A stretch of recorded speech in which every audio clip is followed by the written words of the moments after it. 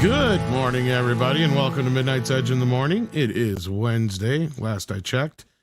It is time for the program. We have with us a special guest this morning. We have been on about a dozen other podcasts together, but we finally got him on here. Endymion, how you doing? I'm good. I'm just sharing your thing on Twitter and stuff. But I'm good. I'm doing good. Glad to hear it and glad to have you. We also have, of course, the boss man, Andre. How you doing? I'm back again. Glad to be here. Slightly worse for there with the cold due to lack of sleep, but hey, that's what happens. I mean, live the metal life, pay the metal prices. Evidently. We also have with us, of course, Culture Casino. How you doing? Hey, I'm fantastic. Good morning, everybody. I'm very excited and glad to be here. Glad to have you. We also have with us Paul. How you doing, Paul Chato? Hey, I'm good. I'm having a rip-roaring great deal of fun with the Acolyte. Oh, jeez. I'm glad I'm not. Well, that's one way to look at it. Well, what a ton of fun this show has become. I mean, the newest episode wasn't that bad. No. Oh, that's not true. I would say like the action was good. I like we'll get into it. I like the reveal of who the person was. It was pretty obvious, but yeah. Oh yeah. I was hoping it was going to be Basil on some stilts. I thought it was going to be everybody thought it was going to be Coral. Well, we'll wait. We'll wait for the discussion. But yes, I'm doing fine, having fun, still having fun. What can I say? Yes. Yes. Yes. Yes. Why are you doing that? That's what that lady with the annoying voice did at the Star Wars thing. I don't know. The queen one.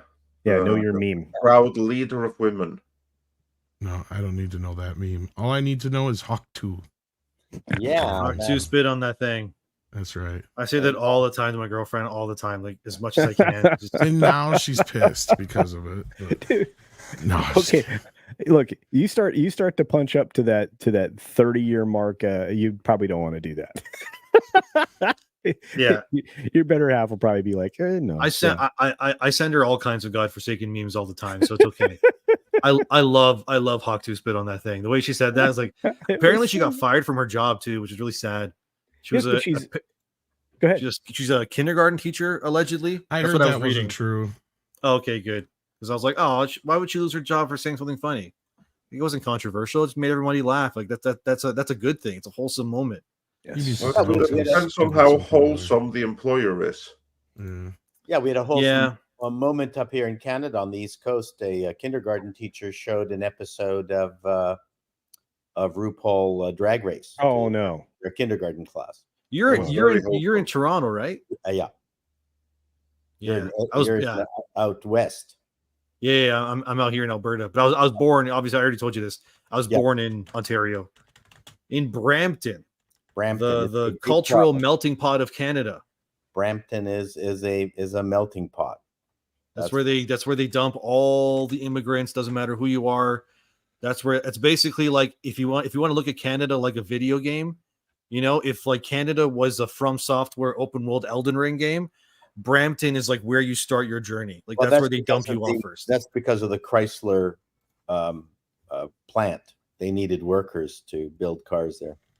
Yeah, but that's where I'm from, and now it's like 3 times the size, and everything's expensive as hell. And yeah, and your guys' taxes are like what 12-13%, something like that. I don't care anymore. I'm independently wealthy. That's it.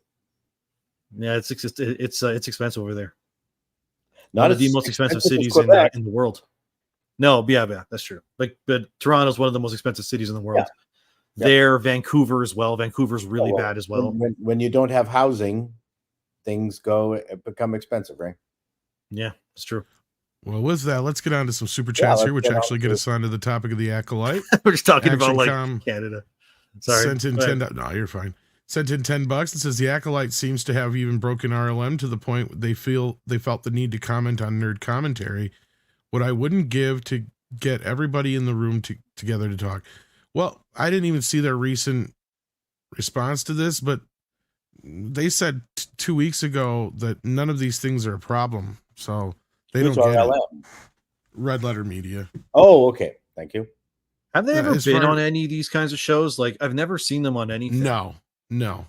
They'll have like quasi celebrities on their show, but that's about it. It'd be and they have really their interesting little to pick Mike's brain or Jay's and be like, hey, I think what do you so, think but they're a about little out of touch now. I would say that's the problem. I'd like to bring Quasimodo on this show. Quasimodo. Because they were one of the people on the whole Furiosa thing going, what is wrong with people? Why are they not seeing this movie? It can't be because of the female protagonist. I just didn't watch. Most movies come out and I just kind of go like, yeah, that looks all right, but I'll rent it. They used our Not thumb going and a out. bunch of other people's thumbs just randomly. I was in trying there too, yeah. Yeah, I was gonna say, I think yours was there too. Yeah, it was just Yeah. like, what the hell, guys? Speaking of other YouTubers, I noticed that Grace Randolph hasn't put up one of her detailed breakdowns for episode 5. Did she Because the Vader? Disney paycheck That's hasn't cleared yet. Once it clears and it's in, then she was okay. Now I make the video.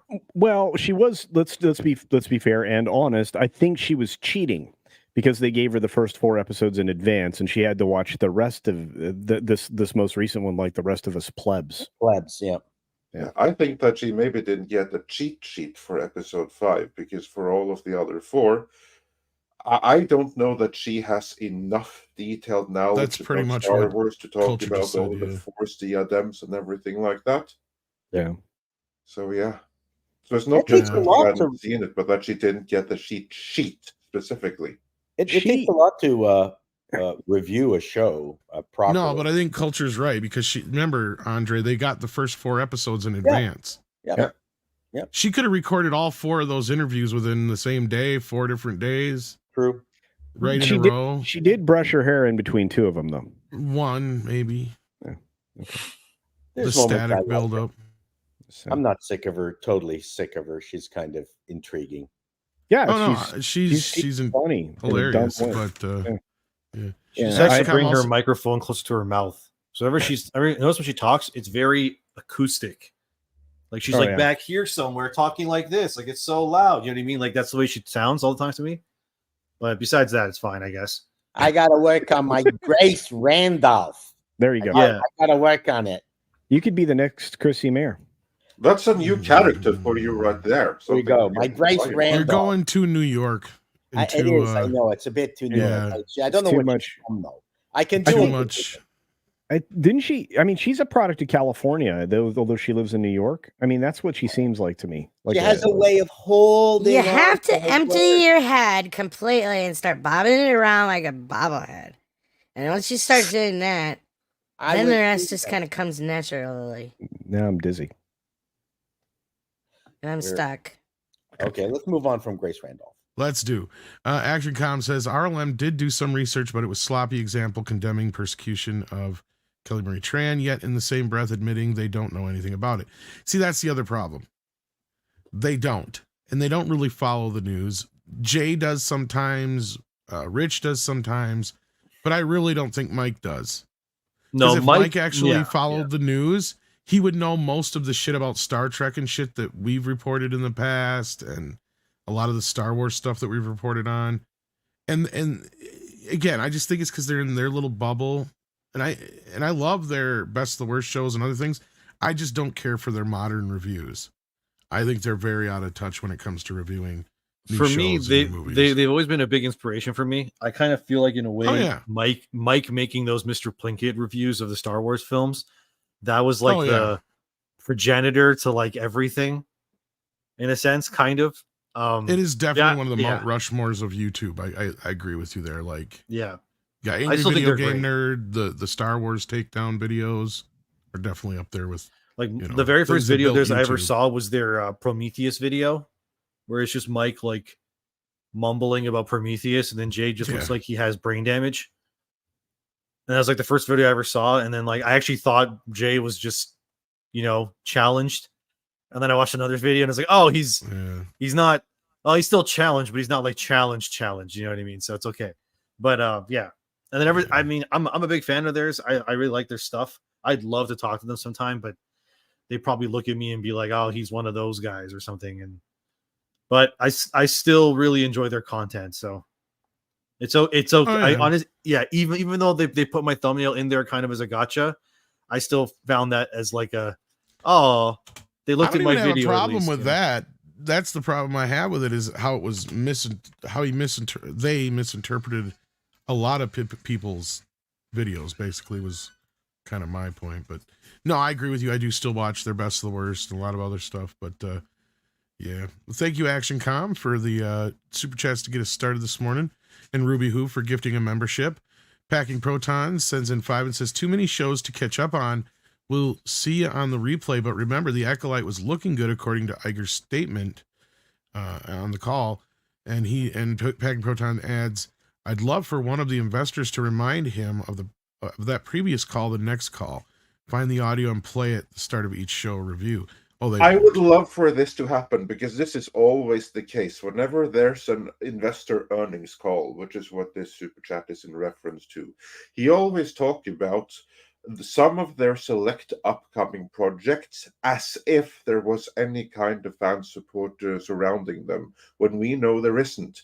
This is a project that the fan base has already turned on, and we all know that this thing is a flop in the making.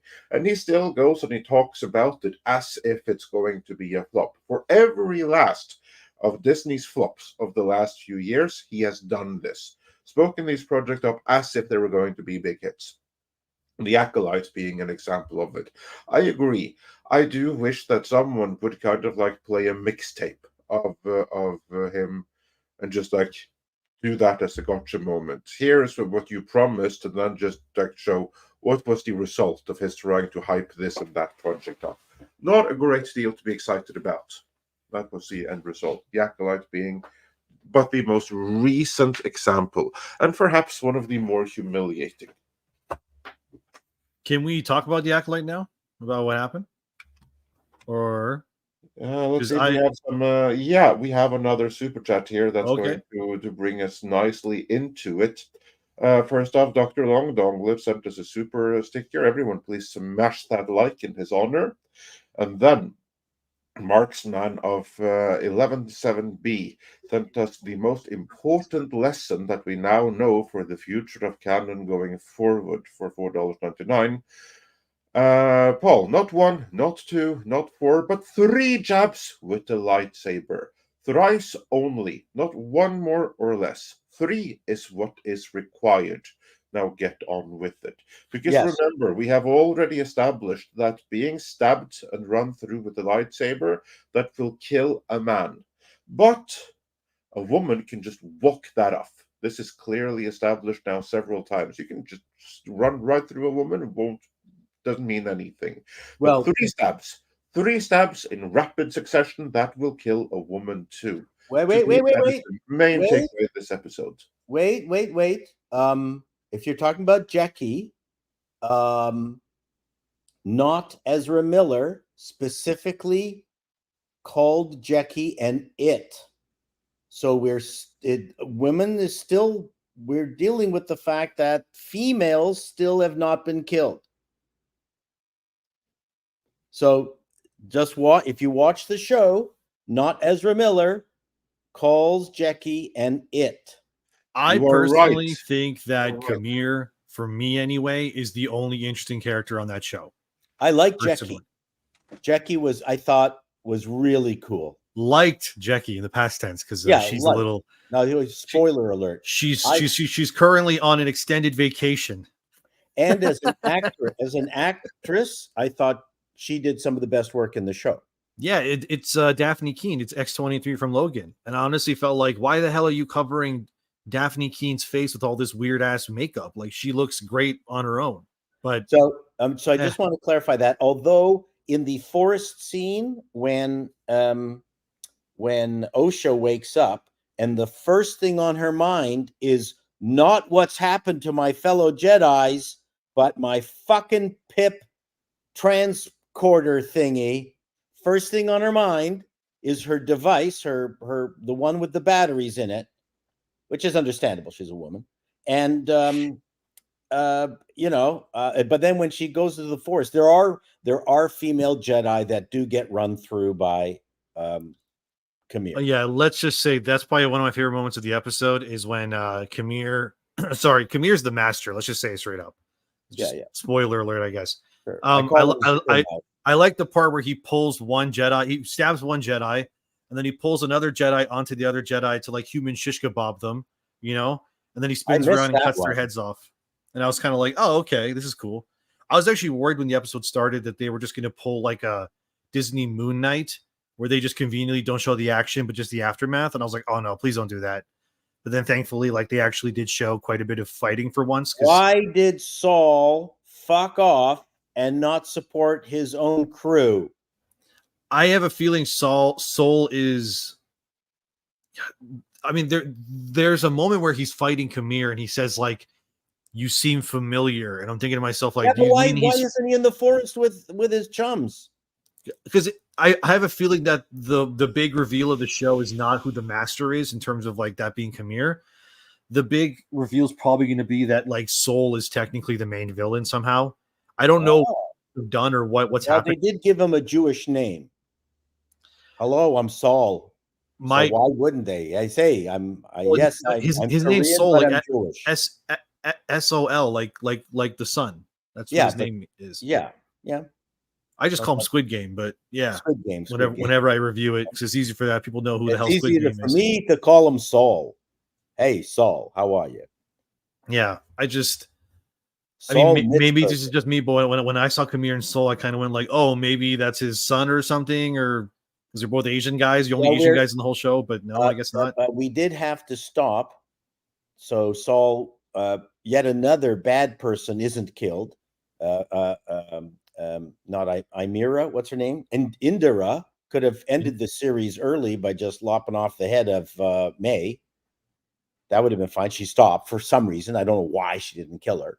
And then in this particular case, Saul had not Ezra Miller dead to rights and didn't kill him. So I mean, these characters in this show, they have what I call the comic book plot armor, because it's sort of like what Stan Lee said whenever he talks about back in the day when they said like which superhero beats what superhero in a fight, and he says it's all based on whatever the writer decides. Yeah. That's kind of what this feels like too, right? Because like May in the first episode defeats Endara, who's Trinity from the Matrix, in a 1v1, and she's a Jedi Master.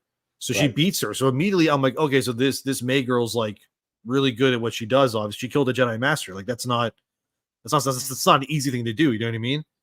But then she, for example, later on in this episode, she gets basically destroyed and handcuffed by Jeki, who's a Padawan. That was a good fight. Yeah, but you're kind of like, how does this girl kill Jedi Masters, but then she just gets bodied by a pupil? It's just inconsistent. And she runs away like a scared rabbit. What, 2-3 times, only to have Chimera track her down? Yeah, it doesn't make any. The writing is very inconsistent. Absolutely, and also speaking of inconsistency, if we just disregard the fighting for one moment, did you all notice that in the previous episodes, and I noticed because they even reminded us of it in the flashback to begin with, then May was talking about, oh, my sister's alive, so I'm going to betray my master now, who I don't even know what looks like, and I'm going to turn myself in over to the Jedi, and it's going to be cool. All is going to be well. And she seemed to have forgotten about that here, because she did an immediate about-face. Instead of the moment she saw a Jedi just turning herself over, she instantly started fighting them. And even when Jackie handcuffed her, that's when she should have been like, oh, awesome, this is actually what I wanted. I came here to hand myself in. Now, let's get the hell out of here. No, she fights her way loose again. Biggest reveal today was the fact that Paul is doing this show in his boxer shorts. That's bigger than the Acolyte reveal. Yep. See, I told you. Yeah, I'm in shorts too, but I'm not going to do that. But I'm in shorts too. I think my ass is smaller than yours, Endymion. I'm 250 pounds, so I don't know. I'm 160. Yeah. That's But okay. either way, I mean that's some discrepancy in character motivation from one episode to the other that we're even reminded of in the flashback. I mean, Now, where did it even go that she was going to surrender? What happened with it? They forgot about it. I mean, I haven't seen this kind of writing since the final episode of Game of Thrones, where the characters just forget stuff left and right, including what they said they were going to do literally seconds earlier in the timeline of the show. I agree. Yeah, but it's very when inconsistent. Becky came and landed the foot smack at the very beginning when May came out of Wookie's cottage, I can understand that because Jackie had not heard about May's confession to want to. But at the very end of their first battle, when they finally, had a stalemate, if I was May, I would be screaming at her, look, I'm trying to give up. Like that's what you're talking about, right? Where Yes, that's what she's I'm not talking telling her, about. Stop. I'm not fighting you. I want to give That's up. exactly what I'm talking about. But Yeah. no, she instantly starts fighting her. And even when she is actually apprehended, instead of being like, yeah, this is what I wanted, she fights back and she breaks free again. I think the first fight is logical. She's caught off guard. She's trying to at least get some kind of distance to be able to say what she needs to say. But her life is in danger right now because she's been. I surrender? No. But but I'm just talking about from a writing point of view. I can kind of understand that. But at the first break, she should go, I surrender. I mean, you know what I mean? Like, yeah. Yep. I mean, yeah, no, I'll fine. I'll grant you like the first few seconds, but then they should, I surrender. Yeah. Like hands up in the air. Instead, she just comes after her. all she's got. And at the very end, where she strips her sister naked for her clothing, she has a kind of evil demeanor when she heads off with Saul. And this is the other thing that drives me nuts in this stupid episode, in this entire show. And it's something that the superhero movies also suffer from, is that no one is consistent with their powers. Suddenly, no one is using force push or force pull anymore. Suddenly, Saul can no longer read minds. Suddenly, Saul can read minds. Like, at the very end, that little rat boy is going, who can sniff out things, is going to realize that that's not Osha, that's May. He's going to get killed by May. Like, I'm absolutely certain Rat Boy is going to get like. It also doesn't make any sense either, because when you think about it, like May has a freaking Witch of Brendok white like tattoo thing on her head. Osha doesn't have that. Osha has the arm tattoo. May doesn't have that. When Kamir finds Osha on the ground, her arm is in full view. I know. He can look at her and go, "Oh, look, your haircut's different." I know. Well, didn't you have longer hair? Now you suddenly have short hair and you have an arm tattoo and you suddenly don't have it. Then that's not you. Endymion, men don't notice that shit. Okay, I'm just saying.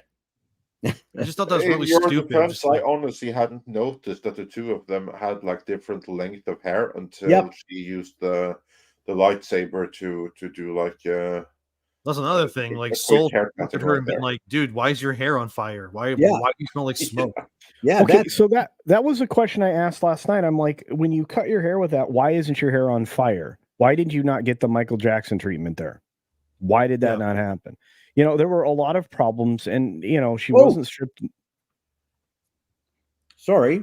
No, go on. I have one more. I had another thing to ask. Go. The panel. Go.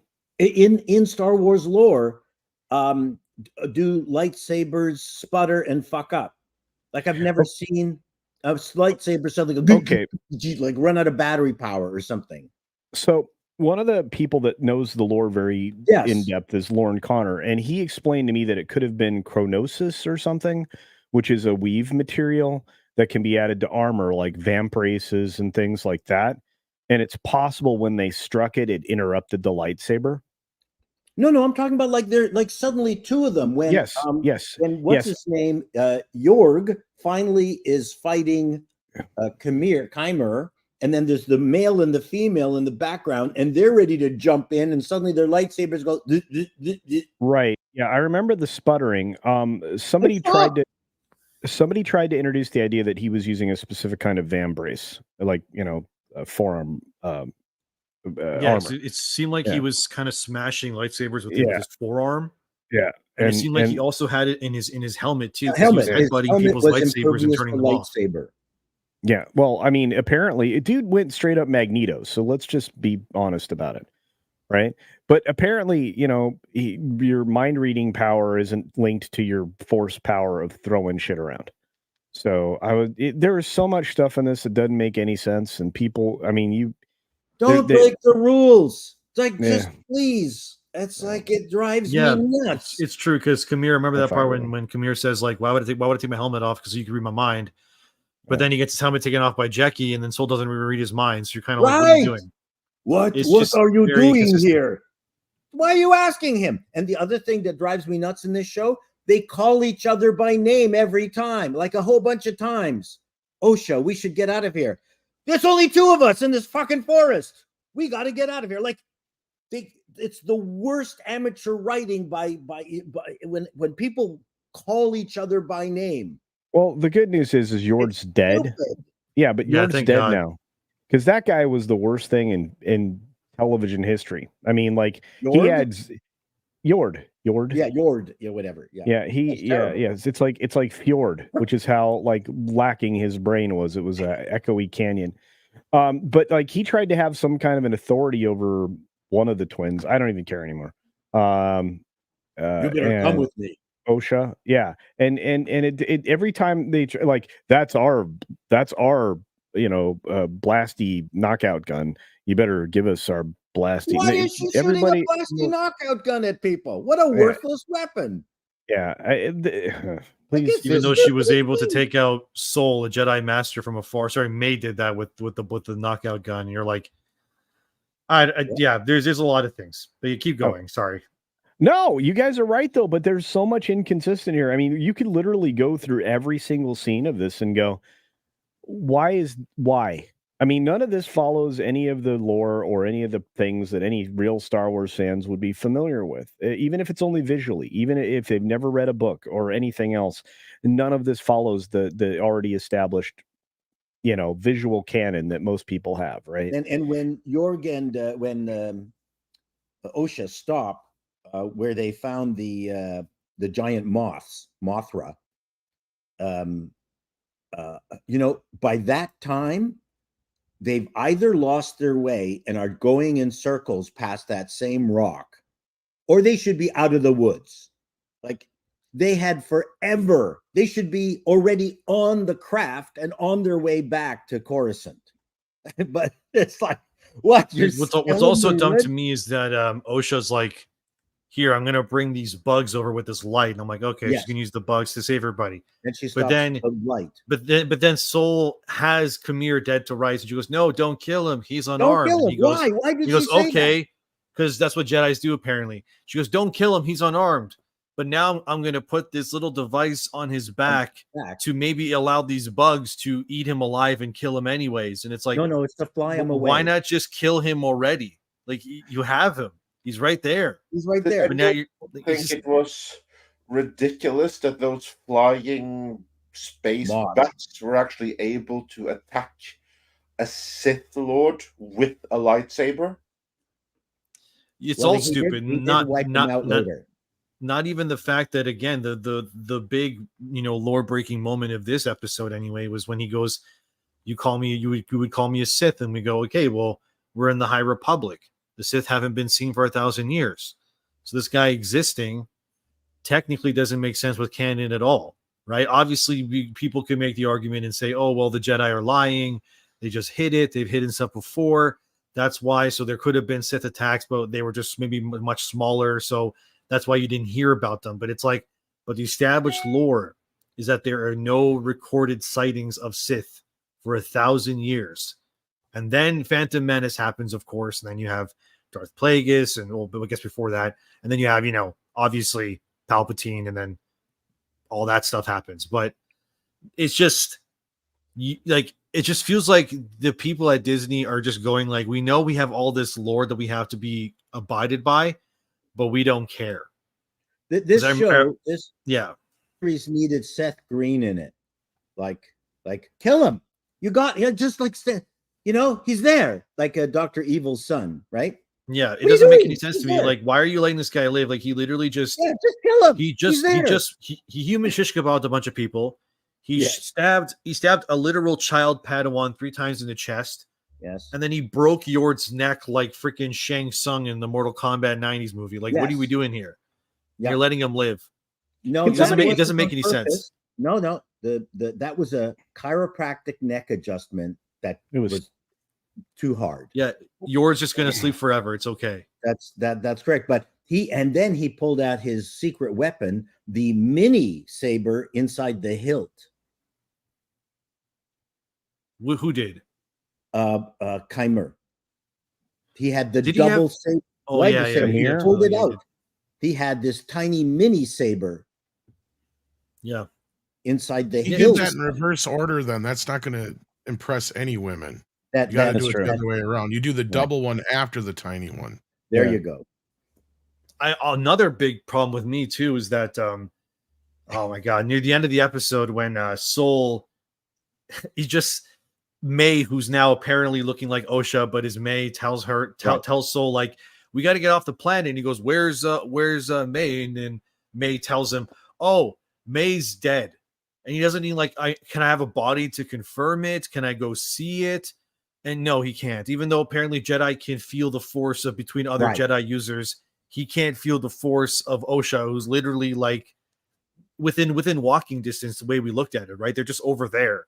So it's like, that was stupid. And then the fact that Soul and May get on the ship to leave, and I'm like, you're such a great Jedi Master, Soul. You just left a bunch of dead Jedi on this random planet to Yep. rot. That's one thing. Number two, you left a bunch of fully functioning lightsabers just on the ground. So now anybody can just walk by and be like, oh, look at all these decapitated dead Jedi. I'm just going to take their freaking lightsabers Yep. and either sell them or cause more physical harm. You know what I mean? And I'm like, there's a lot of stupid decisions being made. Like, again, the action was cool. I'm not going to lie. The action was cool, but the actual writing, no, it's just not getting better. That is one of the biggest, dumbest tropes in any movie or TV show, especially in more recent years. Whenever somebody says so-and-so is dead, you know they're not. It's like, Yeah, we it's have so to see it. yeah. And you don't show it, so then it's like we don't believe you. One of the things that I missed in the previous episode, but they showed it, or they might have, they showed it in the sort of the preview segment, just to wet your whistle as to just what is going to be happening in the subsequent episode. Is I think it was there. Saul is in the forest with everybody, and he goes, quiet. No, he goes, everyone, turn down the volume. And they replayed that. I went, oh, I guess I missed that the first time. Who would say turn as like, is someone doing beatbox? Is Yorg beatboxing and these and turn down the volume, not be quiet or not shh. Turn down the volume. What weird and there's weird modern words throughout this series so far that takes me out of the show. Volume. Well, when it's written for a modern audience, you got to try to appeal to that modern audience. I guess it's their so. motivation. Plus, they're not skilled Man, oh, enough to do anything else. And yeah, to your point, Endymion, you're right. It doesn't help how good some action scenes may be in and of their own if you just look at those seconds. When if you watch a few more seconds before and after, you see just how shitty the writing is. And to me, that's what's so incredible here, because you had showrunner Leslie Headland came out and talk about how dismayed she was at the criticism because she considered this the most important and significant thing that she had ever done.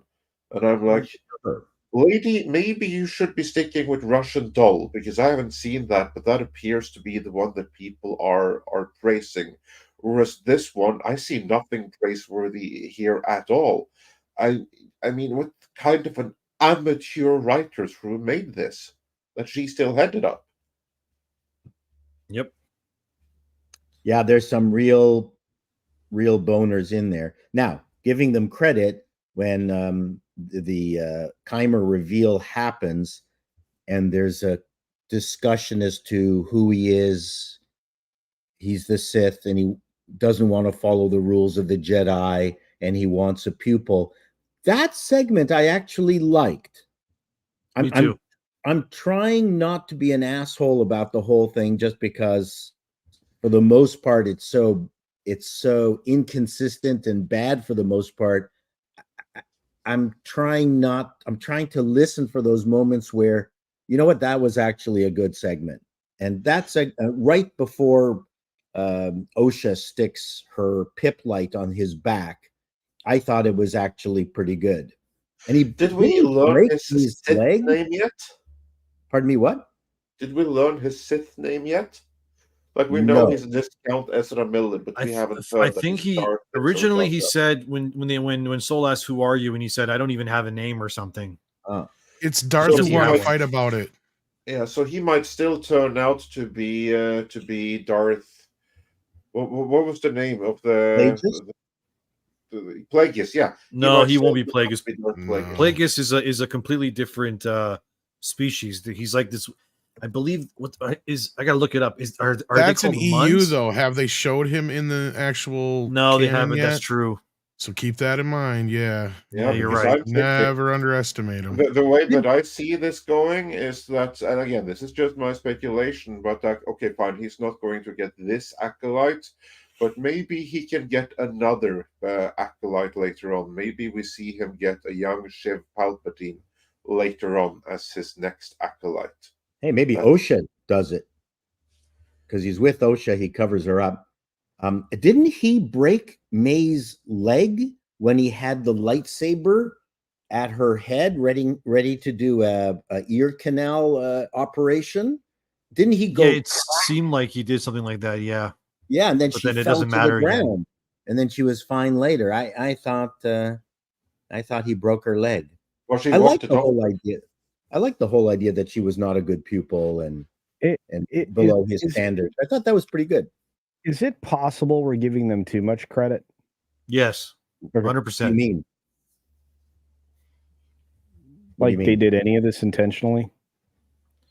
I doubt it. I think one of the only fan theories I've seen about this show that kind of made me like a little bit interested, kind of, was that this Khmer guy might end up being like the prototype to the Knights of Ren, because if you look at his helmet and you look at the helmet that the Knights of Ren wear, it's very similar. But even if that ends up being the case, that he's like the protege, or the progenitor to that stuff, it doesn't matter anyway, because the Knights of Ren get completely wasted anyway in the Disney trilogy. So, none of it matters really. It's just unfortunately, it's a show that if you take away all the glitz and glamour of the lightsaber smashing, because I really like the way that my favorite part of the whole episode is just the way that Khmer fights. It's very untraditional. It's very brutal. I really like that. I like his character. It's just unfortunate that you have a really cool character that is just surrounded by garbage and inconsistencies. So I think even if he ends up being like the original Knights of Ren, or his name ends up being Ren, it doesn't matter, because it's like we already know that it's going to be pointless in the sequel trilogy anyway. We know that if he ends up being Darth Plagueis, though, that would be nuclear. That would be like you thought the backlash of like the lesbian Force Ghost was bad, dude. If they like race change, I guess, Darth Plagueis, like, we're cooked. That's it. It's like no going back at that point. I thought I mean, you guys, I thought there was a little bit of foundation in here that there was a lot. They used so much makeup on those actors. It's just I meant Asimov's foundation. So the mule was a jester, a court jester, basically, in Asimov's foundation, and no one realized that he was actually the mule. So I thought there might have been a little bit of that, because Keimer played it kind of foolish and like a jester before he was revealed, right? I mean, we all knew it was him. He knew way too much. But that being said, I thought, okay, well, that's it's not a bad thing to be the jester, but also being the power, the hidden power. I actually just found. Just one last observation, and maybe correct me if I'm wrong, but is it my imagination, or has each episode gotten progressively worse? Different. It's each gotten progressively different. Yeah, I would say every episode has pretty much gotten worse. I would say still, despite the inconsistencies and whatnot, I still think this episode, at the very least, was the most entertaining to watch because things actually happened for once. Yeah. Yes. And there was lightsaber battles and stuff like that, and like actual reveals, and like, let's be real, by the end of the episode, like, most of the supporting cast is dead. The twins are switched, even though that is stupid how it happened, but like, for the sake of argument, let's just see where that goes, I guess. It was still, in my opinion, objectively the best episode yet, but when what precedes it is garbage to like such a degree, even though it's the best episode, maybe it's still not amazing. You know what I mean?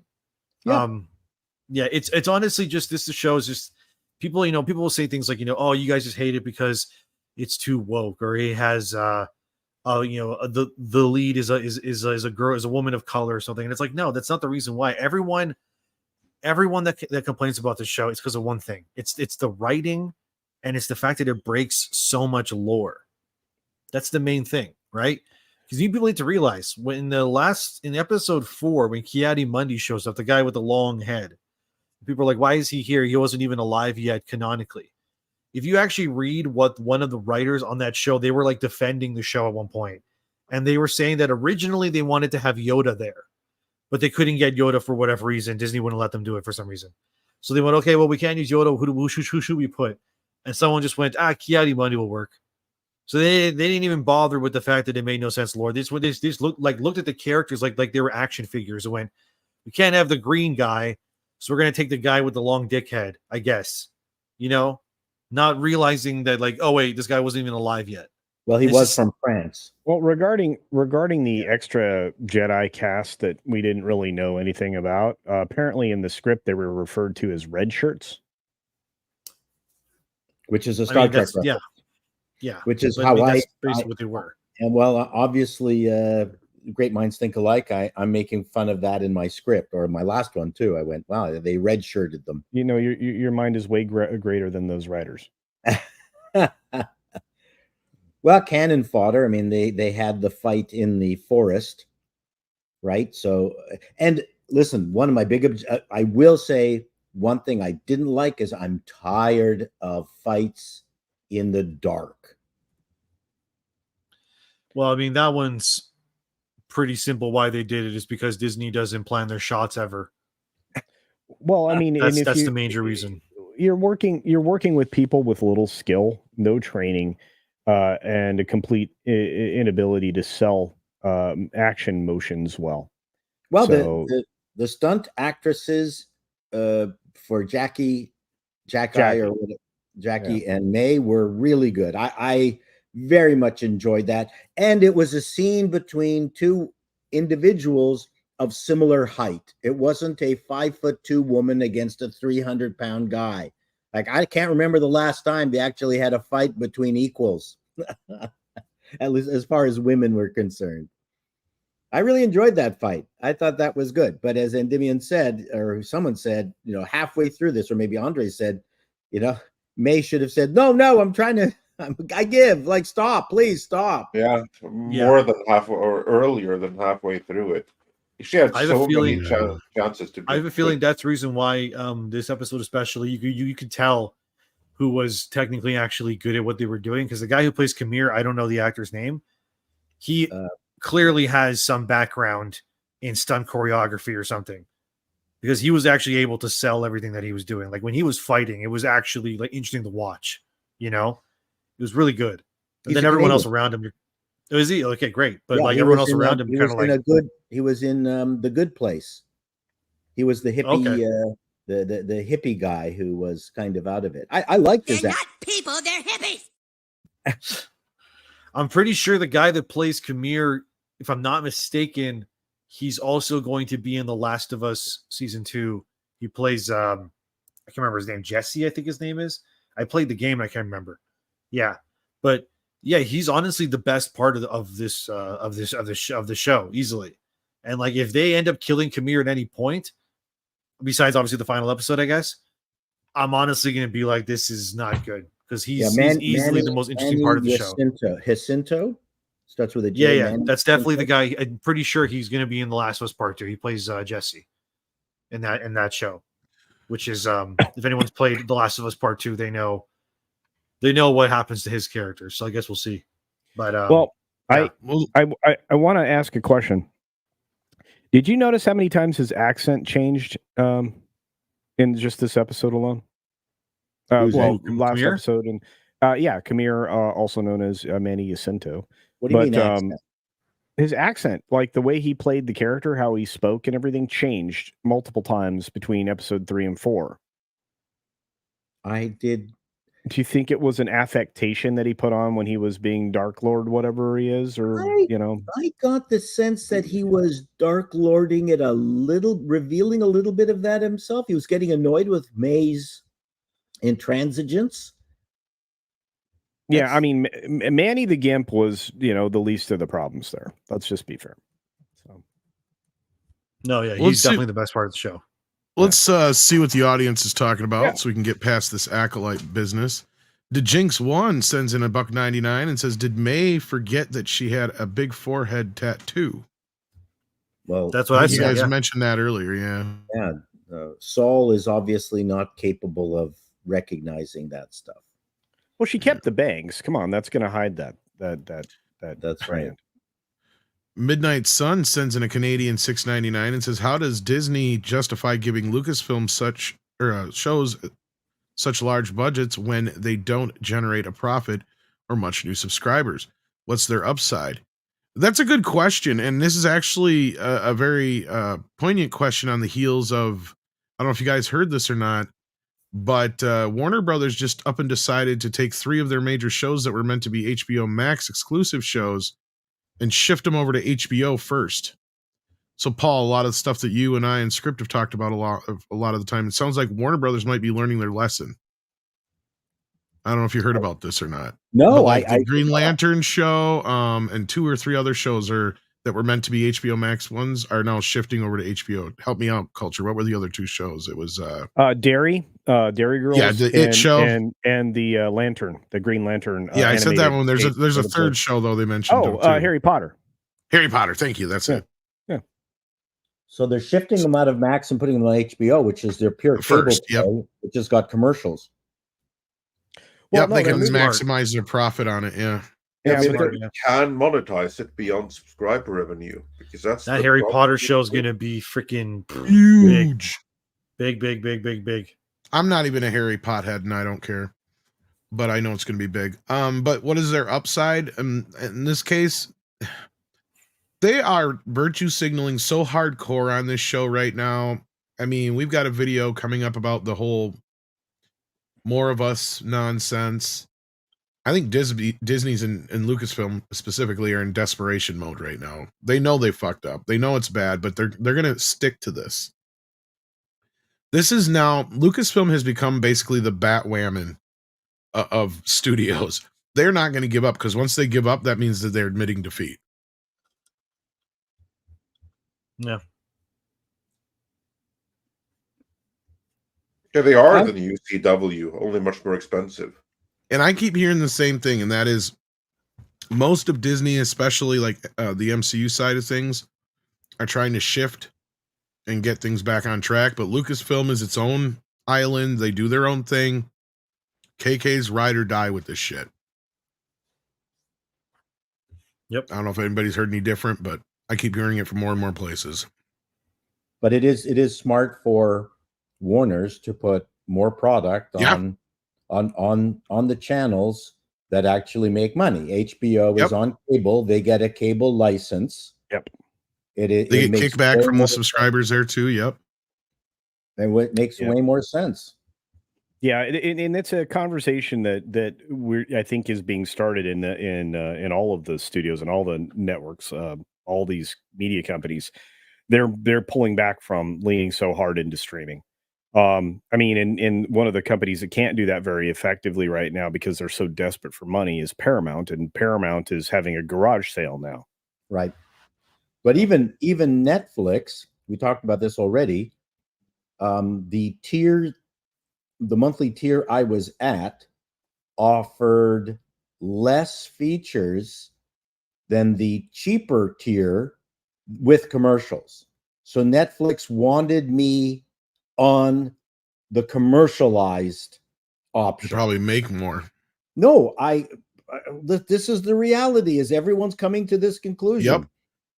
This Yeah, is and Script and I have been paying, saying this for years before you were even here. Yeah. yep, yeah, we're now paying less money for more features, but with just a couple of ads on the thing that we're watching. This is where everyone's heading. No, and Warner's smart because now they're using the HBO side of it as a lead-in instead of it being the exclusivity. And that's where we've been saying this for. And Paramount's its own dumbass fault. They could have been using CBS all this time for a lead-in for a lot of this stuff. None of this Star Trek should have been on CBS Access. It should have been on the Regular CBS, television. Yeah. regular TV. Like, it made absolute. Again, people saw what Netflix was doing and did not understand the implications. Yep. They did. With that Now, being said, does Max have a commercial tier option? I don't. I think they do now. Oh, they do. Okay.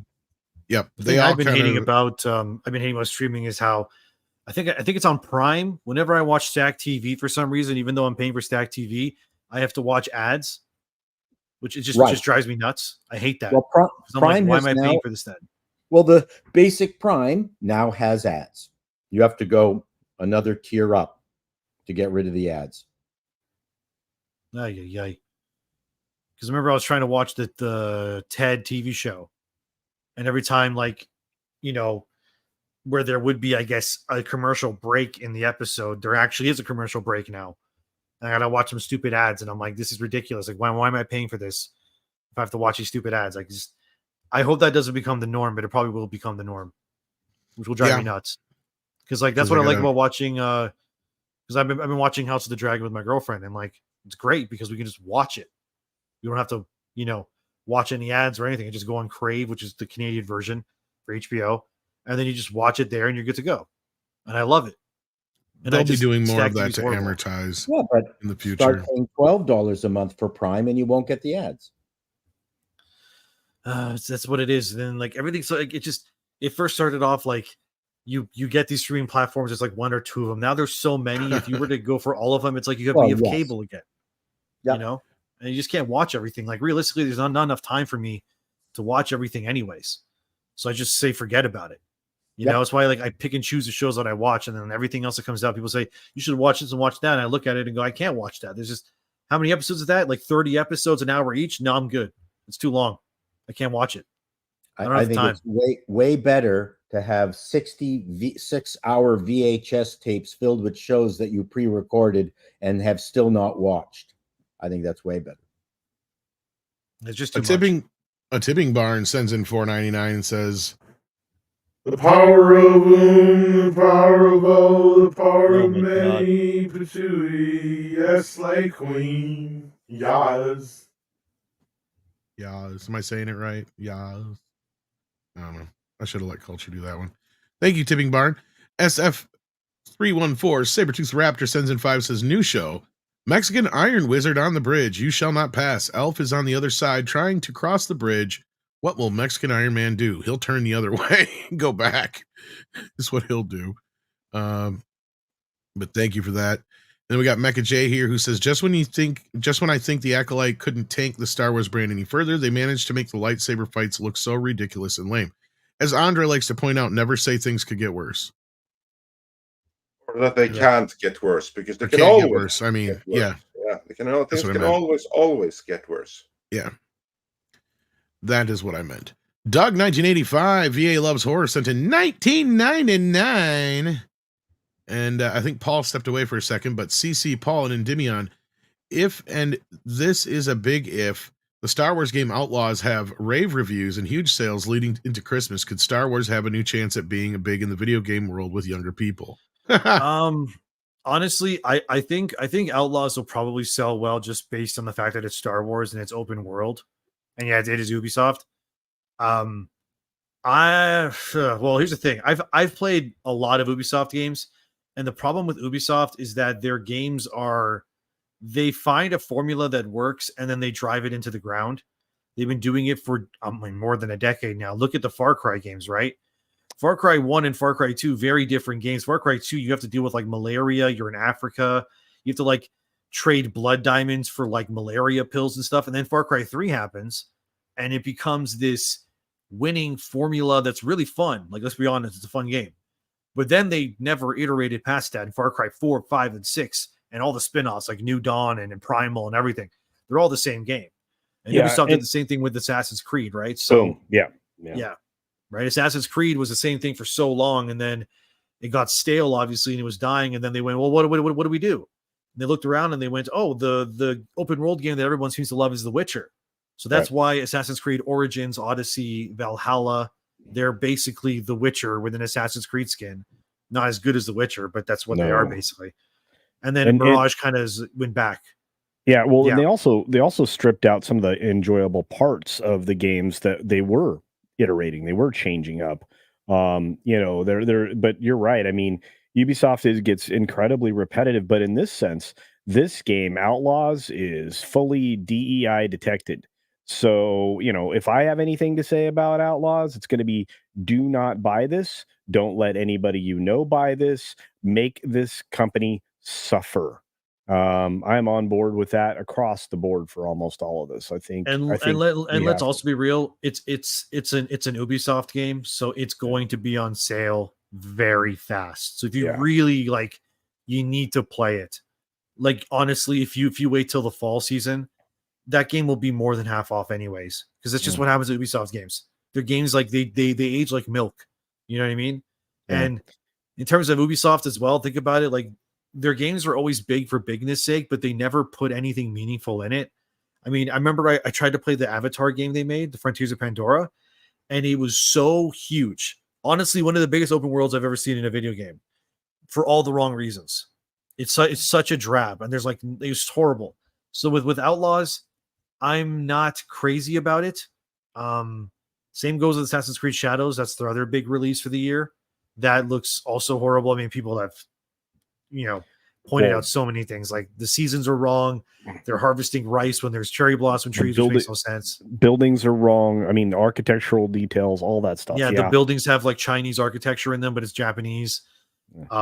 Just the fact that you're playing a character that was historically not accurate at all. Star Wars Outlaws, same thing. Like, look at the character in Outlaws, the main character. They look at the girl that's based on. Yeah, and they beat her with an ugly stick, right?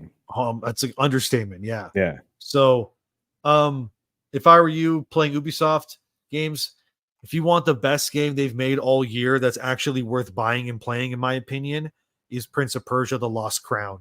It's the 2D 3D Metroidvania Prince of Persia game. I've been playing that here and there. I've been playing for a while because Elden Ring's DLC came out, but I'm gonna go back to it. But from what I've played of that Prince of Persia game, that game is actually really good. Like, surprisingly competently made, really smart game design, great boss battles. The powers are actually really cool. They're not just like typical BS stuff. But it just seems like every time Ubisoft makes an interesting game, they kind of abandon it. It's the same thing with the Immortals games. I don't know if anyone played the Immortals Phoenix Rising. That was probably the best open world game they made in a long time. And then the second game was very long into development, and then they just canceled it, allegedly, And I look at Outlaws, and I think Outlaws is going to be a really big talking point when it comes out. Part of me wants to buy it just so that I can review it. You know what I mean? But then I feel like if I buy it, people will call me a hypocrite if I buy it. But it's like, I'm not buying it because I want to support them. But if I buy it, but like thousands of others don't buy it, then it's like a worthy sacrifice for me to review it and like show you why it's not good, or maybe it ends up being great, but I doubt it. It's Ubisoft, so that's a justification we always very often use here when people go us like, why did you pay to see this movie that you are so against? Well, because I have to. I have to see it, so you don't have to. I have to keep everyone else informed. So in that sense, you are exempt. You are not just a passive user. You are a content creator. If you're Yeah. like, nah, I'm not going to play this just to make some kind of point, well, it really better be worth it in that case. Yeah, So and It's the same thing with Acolyte, right? Like we tell you guys don't watch the Acolyte. Well, why are you watching the Acolyte? So was my one view of the you don't have Acolyte to. is You not watch going to sustain me. yeah, same thing. Same So thing. don't worry and- about it. very quickly, I just want to add one last thing on Ubisoft. The only thing that I think is repeatability recently of any of the Ubisoft games is actually a really old game now, Ghost Recon Wildlands. Mm. Yeah, and that's a Tom But then, Clancy but game. then Breakpoint was like, Yeah, as the name suggests, it was literally the breaking point. the Like break it just point. it literally ruined the series again. So Yeah. yeah, Ubisoft is just they are the copy and paste of game publishers, unfortunately. Well, they're Um, French. I mean, come on. Yeah.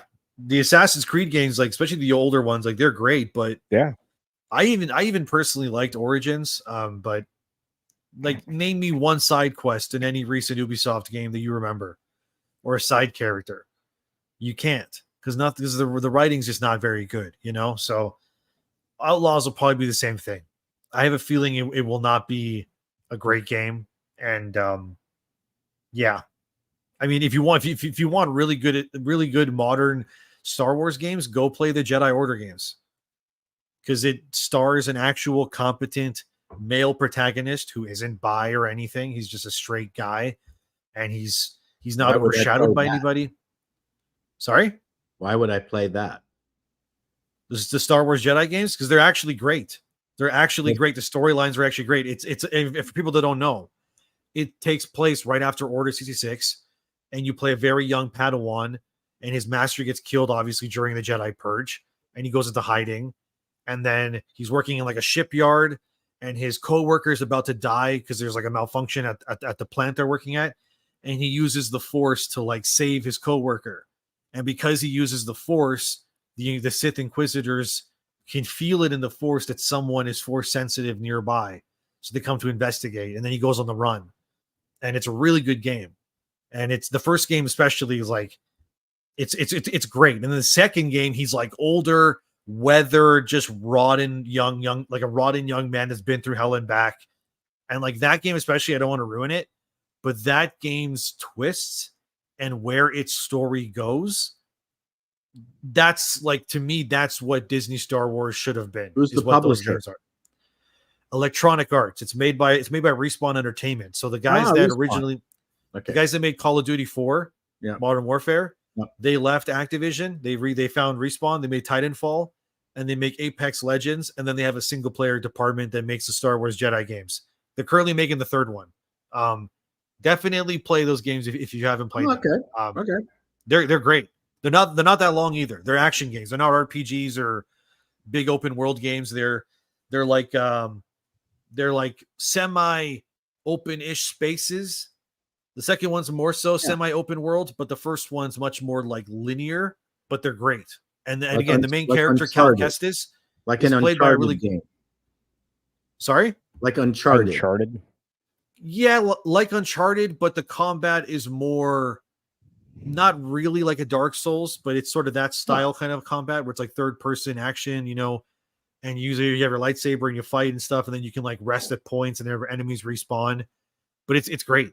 And like I said, the main character Cal Kestis is great. He's played by Cameron Monaghan. He played the Joker in Gotham, and he was also in Shameless, the little ginger guy. That's him. Great games. I really like them. So if you want to play modern Star Wars and like have the magic to some degree, play the Jedi Order games. But Star Wars Outlaws, probably not. Well, I think you got your $20 worth there, Doug. There Then we you got go. SFX F314 Sabertooth Raptor sending in another 5 and says Acolyte. I think not. Rather watch Mexican Iron Man play whack elf a mole with sledgehammer chaos ensues. Way more entertaining. Will culture join Mexican Iron Man? Sure. Yeah, maybe. why not? Yeah, I'll play Whack and Elf. It'd be a lot of fun. NB Geeks Bar and Grill, welcome. Sends in 5 and says, how much canon can you break in the show for 500, Alex? Wow. I do know where Star Wars is going, and I do not care anymore. Yeah. And then we got Sabertooth Raptor sending in another 5 and says, forgot about watching Acolyte. How about we watch World's Dumbest Show, the older show with celeb comments on clips of people doing dumb things? Well, it might be more entertaining. Gregory Lieber sends in two and says, Mosra, moths that grow on trees. Oh, is that in the show now? Okay, so those I didn't bugs watch this were episode. those bugs were weird, to be kind. But I thought they were a great way to get rid of an annoying, Sith Lord. Curtis Shaw sends in 5 and says the purpose of this episode was twofold. First was the Parent Trap. The second was for Osha to defeat Smilo without a weapon. She used a flashlight. Or was it a fleshlight? This is Yeah. true. I don't know, man. The whole like, don't kill him. He's unarmed, but I'm gonna get the bugs to kill him instead. That is, I'm like, they don't give a shit. He's a Sith. Still, If he's a I mean, Sith, he dies. The most evil thing in the show, and you're not going to kill him. Seriously. It's moronic. It's So I stupid, hate man. that. That is something I hate in so many movies and TV shows when they come up with convoluted, stupid excuses not to kill somebody when it's like, you've been spending the whole movie trying to kill this person, so now you're going to come up with some convoluted excuse to just have them at gunpoint for the next 20 minutes so they can conveniently escape. like, just do it. and Just kill them. so, yeah, this is why you need Dr. Evil's son in the movie. Yes. It's That's exactly what I why guess. It's again what I'm saying. If you want to see something Star Wars recently that doesn't do that kind of nonsense, play the Jedi Order games. Believe me, especially the second one, they don't pull that stupid convenience stuff where it's like, we have the villain dead to rights, we shouldn't kill them. Like, no, like they will literally kill a villain and then they will introduce an even more interesting villain later on. Like, Well, I that's think more the interesting. downside. No one should get the most recent AAA game of coming for Star Wars. Like, just skip that one. Play this instead. I agree. Do that. Sorry, Yeah. Paul, you were saying. No, just say that the downside to using this trope constantly is that they're going to force an awful lot of people who are against capital punishment to yell at their screen, just kill the fucker. Like, suddenly they're going to turn people who are against capital punishment are not going to be pro capital punishment because, like, just do it. Like, for God's sakes, we're tired. It's dumb. And Saul throwing down his weapon just as a proof of being disarmed or something, or being a good guy or something. I'm just not getting it. Yep, that's Disney Star Wars for you. There's too many inconsistencies in my opinion. Way too many. Yeah, and Way then we too get many. into the what Robert Meyer Burnett calls the verisimilitude, where if you have enough stupid things that are not true or believable, it just completely takes you out of the game. And we've all talked about the fire burning in space thing. Well, you go, okay, where do we go from here?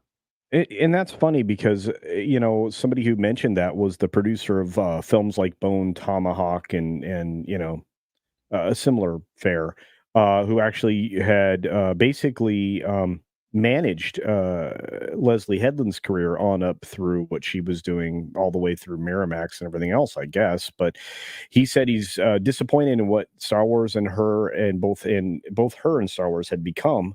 In some recent quotes you can read about in that Park Places article on the matter. I thought it was an interesting thing, but Headland's not getting a moment's peace here, and seems to be playing the victim and upset that she's being attacked over making something of such poor quality. So, but according to her, I guess one-time mentor, teacher, manager, whatever he considers himself, Saunier, she's a shell of her former self. He said that she was quite based. I can't Yeah, I imagine. remember reading that. Yeah. Yeah, I can't imagine Leslie Headland would be quite based. Okay, then. Well, I actually do think she would be quite based because I remember reading. I remember where it was, but basically, it was along the lines of like, these Hollywood types, they don't really have morals. They just kind of like adopt whatever is considered culturally relevant at the time. So if if being woke, I guess you could say, for lack of a better word, is considered like this is how you make money, this is how you stay relevant, this is how you protect yourself, then that's what they're going to do. And obviously, before the whole wokeness thing happened, if you look back in like the 2010s, for example, the 2010s were like people weren't very woke back then. You can make really edgy jokes back then, and it was totally fine. So people were more based, if you will, back then because it was more culturally acceptable, and that's the way everyone was. But now that that's a no-no and you can't be that way anymore, now suddenly, I'm not base. No. I'm definitely pro LGBT, blah, blah, blah, whatever, because that's what's in right now. You know what I mean? I remember saying in a video that like, if waving the American flag was considered like culturally acceptable right now and stuff, all of these people would like, wash the hair dye out of their hair, be waving American flags, wearing sundresses, looking pro-American and all that. It's just they don't have any morals. So Leslie Headland, there you go. Plus, she was the assistant to what's his face, the guy that was Harvey made into Weinstein. yeah, the Lord of the Rings orc guy that they made that one orc look like. Yeah. So there you go. They don't have morals. They just kind of went like, what do I have to do to protect myself? You have to be woke. Okay, I'm woke. What does that mean? You have to have these talking points. Okay, that's what I am now. And then like 10 years from now, woke's not in anymore. Now you have to be based. Oh yeah, I'm totally based. I've always been based. You know what I mean? It's just, it's all disingenuous. Well, some of it also has to do with just keeping your nose down and away from the fire, the bullets firing over your head. Some people haven't fundamentally changed. They've just gone underground. Yeah. Well, Jillian sends in a member chat for 23 months. It says, thank goodness they didn't add Yoda. He is my favorite character. Well, he was mine too. Could it be that someone at Lucasfilm has standards or more cynical reasons? Honestly, the only thing I can think of is they either A, have plans for Yoda in this time period that they don't want to conflict with, or B, somebody was smart enough to realize we can't have Yoda there because it would conflict with things in Phantom Menace, but we're stupid enough not to remember that Kai Undimundie was also in the prequels. So yeah, it doesn't really make sense to me other than the former, because I think we've heard rumors from time to time that there is going to be a Yoda show at some point. So I wouldn't be surprised if they have plans for him in this time period. Although I think he has shown up in the I think he has shown up in the High Republic books. But I think that's because that's generally when somebody says a character's off limits. If it's not a license issue, then it's a story issue that they have plans that they don't want to conflict with. Why can't you have we still have the whole Mandoverse, and it could very well be that there's going to be that Favreau is planning some kind of flashback or something there that involves Yoda, and that would be reason enough that he's off limits for the Acolyte. But there had to be a pre-Yoda, or where did Yoda come from? I mean, we could have had Yoda or something. Like when it comes to Yoda, apparently, like there isn't like a canonical name for Yoda's species. No. So we can't tell you like all the Yodas come from here. Like we don't know. They like, retroactively made Yaddle a female Yoda species, but I never really bought into that too much because she doesn't really quite look close enough to me. Yeah, but it's also like Baby Grogu, right? Like where did Grogu come from? But I feel like I honestly think that Yoda's species is created by the Force. That's always been my theory. And I even think that Baby Yoda was response to Anakin, because if you go with the age, it adds up. Because about 50 years where Anakin would have been born is where we're at in the Mandoverse, and that's basically how old they say Grogu is. So I think there's something to that. Because it would also predate when Yoda died, so it had nothing to do with Yoda dying. But and why would Yoda just have a kid out there wandering around? Wasn't Yoda like hundreds of years old? Yeah, he would have been. Yeah, he'd already been like 100-some years old by the time the Acolyte takes place. Because like Grogu's like 50, I think, when they find him in Mandalorian. That's what I was saying. He's still an infant. Yeah. Which in Yoda is not age of majority. He can't drink yet. No. So that's why, like, I always felt like Yaddle's existence was stupid, and I agree with Tom. I think the best explanation for Yoda's race is just that they're just these beings that are created by the Force. That like it's kind of like the way I always looked at Yoda. It's kind of like Gandalf in that sense. You know what I mean? like you know how Gandalf is. I forgot what the hell is Gandalf's race in the Well, Lord he's of the part Rings. Elven, I think, but yeah. He's basically an angel. Like there's a term Like for some it. elder god Eight- or something like Yeah, that. something like or that. something like Yeah. that. 80 or something like that. Like that's like Isn't that's it why, like an earlier version of the elves or whatever it was, or something to that effect? well, it's yeah. something like I'm not 100% versed on my They're Lord of saying the Rings lords. Mayor or Meyer, however you Yeah, say yeah, it. there you go. That's what it is. Yeah, so they're basically like the Lord of the Rings versions of angels. That's why when Gandalf dies, I guess spoilers in one of the Lord of the Rings movies, when he fights what's his name, the Balrog, he comes back as Gandalf the White.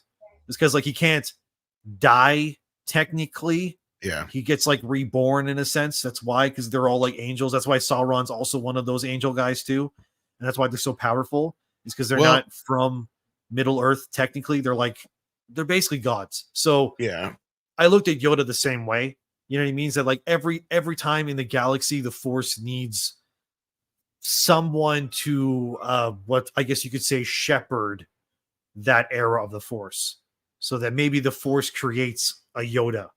Or that's his name. They don't have a race name, obviously. Yeah. I also felt like he may have been created to create balance to Anakin. But that being said, we're losing Culture Casino the White, The gray. also known as Hobo Gandalf. Actually, That's right. Hobo Gandalf. This is true.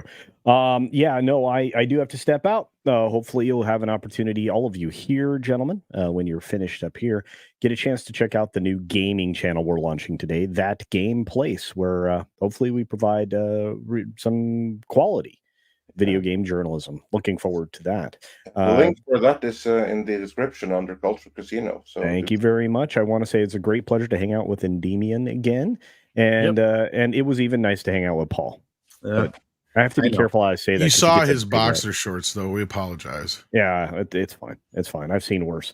On that note, have a great day, everybody. Stick around. They've got more to talk about. Believe me, I wish I could stay. See you. Yeah, we've got a video from Disney to talk about here. And I know we got Endymion, I know we got you for like another 15, 20 minutes or so, right? Yeah. Roughly. Yeah. What time is it? I can. Oh, for me right now, it's 11:24. I can stay till about noon. So okay, like half an hour. Okay, cool. Let's get through these Acolyte super chats and we can move on. We've got Master Clockwork with 5 who says, I must get my revenge against the Jedi. No, never mind. I'm loyal to my sister. No, never mind. I'm going to abandon her now. Yep. That's the writing right there. I'm stripping her naked. Accident Seller sends in 59 Norwegian krona and says, read the Acolyte. If you want really good 8-episode series, I recommend Guy Ritchie's The Gentleman. I'm on episode 4 and it's glorious and funny. I've heard good things about it. Yeah, so on my list of things to do. The TMA says the Acolyte just lacks tension. Anytime something has potential for tension, they rush through it and are on to the next lame plot point. You know, it just objectively looks like it's a bad. I haven't even watched it in its entirety. I'm mostly watching clips and stuff, but it just looks like an objectively bad put together show. Like some of the most amateurish shooting, editing, acting across the board. I mean, maybe the makeup might be the only thing I could say is okay. Like and sets and some of the costumes, I guess. But even those feel uninspired with Smilo Ren and stuff like that. But I think if you removed Khmer from this show, it'd have nothing. It'd have nothing at all. Yeah, I actually like his. I like his concept of like, you know, I just want to use the Force without the Jedi telling me what I need to do. I'm like, that's an interesting idea, right? Like, let's follow this evil guy and him trying to find freedom. What does freedom mean for someone that dabbles in the dark side? That's interesting. But instead, here's these 2 Force twins that were made by lesbians in space. Well, the biggest, well, I mean, apart from the 2 twins and the actress who can't make any differentiation between the 2 girls, right? She plays them exactly the same. She's so bored with your fucking discourse, Paul. And the thing that is really horrible is that they turned the Jedi into the LAPD. Really. You mean social workers? Because that's what they are now. Come out with your hands up. I mean, they use all these police terms, weird police terms, and that's actually why bureaucratic. I agree. That's why I think a lot of people that are making Star Wars now, they're making the Jedi seem like they're villains, is because they've been preconditioned by looking at the real world, and they can't get the real world out of their heads. And they look at, okay, we don't like police because that's what the media has told us. So they look at the Jedi and they go, the Jedi are police, so we have to hate them. And it's like, and you look at like what George Lucas said back in the day, and he's saying like, the Jedi are warrior monks. They're not police. Yeah, and he said they weren't perfect, but at the same time, it was their dogmatic practices which had to change, right? Like that's... Yeah, it's exactly like here, like Lauren Taylor defund the Jedi. That's what they're doing with every show. But just as defunding I said in a previous video, partly this is George's fault, because in the first 3 movies, you just got this idea that they're a group of people connected by the Force, and they have different views individually, but there is a, Yoda trained Luke with regards to the Force, not the rules that the Jedi had to follow. But exactly in the movie number 1, what's that called? The Phantom Menace. Suddenly, you had the Jedi were like a condo board, like with rules, and they were nicely attired. They had really good dry cleaners, and they had this circular chair, like really comfortable, with these windows overlooking the vista. I went, what is this? They should be in jungles and caves and Shinto monasteries. They shouldn't be, so it was just very bureaucratic. But the first 3 movies were about bureaucracy. That's really what the first 3 movies were anyway. But George is the reason that, what we're seeing in Acolyte is an offshoot of the Phantom Menace. And that's his fault. In a way, but one thing he got right in between those two, at least that he expressed, I would say he got everything right because that's the way he wanted to do it. But I mean, as far as expressing it successfully to the audience, in my opinion, and I don't know if y'all see it this way either, but I always saw it as, yes, the problem with, you get into the Phantom Menace and the earlier films, get rid of all the midichlorian stuff. I'm not talking about that. Just talk about the fact that Anakin butts heads with the dogmatic practices of the Jedi, and that's what sends him down the path of the dark side. Right. So then when you get to Empire Strikes Back, Yoda tells Luke, yes, you can go save your friends right now, but you sacrifice everything that you have fought for and trained for, basically, in so many words.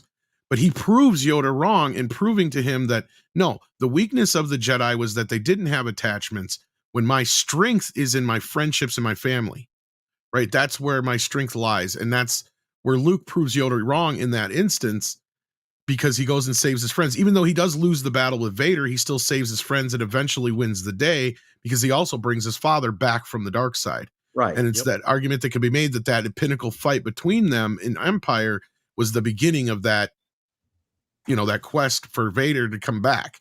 So there's pieces there that I know what he was trying to say about the Jedi, and it's kind of in that moment when, Anakin says, well, to me, the Jedi are evil. And Obi-Wan says, well, then you are lost. Well, it's because the Jedi aren't evil. They're just mistaken, right? Like their dogmatic practices have gotten them to this point where they're now like these cop monks that are kind of above and beyond what they should be doing with the Force and other things like that. It gets more complicated and convoluted, but like, yeah. I'll disagree. This is my interpretation. I'll disagree with you in the point that I think the rules and the problems with the rules were Anakin's issues, not the issues with the Jedi. And the one thing that was, he had his love of Padme. That's what distorted his view, because the dark side offered a quicker path to power. And that is a great life lesson in general. Yeah, I'm not disagreeing on that point, but if it wasn't for the Jedi and not allowing that attachment, then he wouldn't have had to seek that in the first place. Correct. Yes, absolutely. But he wanted a faster way to riches, which is always a road to ruin. Well, and that was part of the problem there. But I mean, it doesn't mean that the Jedi weren't technically wrong in their dogmatic view of things. That was my point. Right. Right. And I think that is a great driver for a bad side of the Force. We'll get you there faster. There's a version of that in One Punch Man, where individuals who want power get tired of spending too much time honing their craft, they take this fruit from the evil overlords, which turned them into super powerful beings really quickly. Impatience is a great is a great story in terms of being drawn to something bad. I want the money now. I'm a teenager. I'm going to go buy drugs. I'm going to get a gun because I hear I can get money faster, a lot of money quicker by getting involved in drugs. That lesson is good all the time. So, which is something they've kind of abandoned in this show, weirdly. Well, one thing I will say that this show is getting, and this is kind of where I was getting to this whole point, is they are addressing, and this is where my point comes from, is that the Jedi were wrong to separate these kids from their families, right? Like, that's the one thing that has never been addressed in the prequels or anywhere else. And that's where it looks like this show is trying to address successfully, is a good question. Because, like, at what point do you think it's a good idea to forcefully take kids from their families, whether it's to train them as Jedi or whatever it is? I mean, it should be their choice. I mean, I'm also of the mind, though, when it comes to Jedi and stuff, that what they're doing when they take those kids away, the reality is that if you have these children that are so powerful, like think of it this way, right?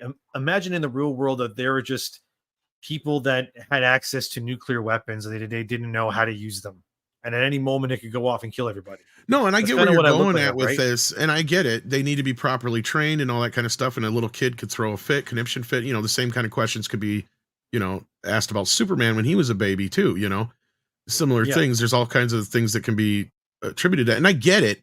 But also stripping them from their family, though, that's the issue, like, and all attachments whatsoever, because sooner or later that's going to cause a problem.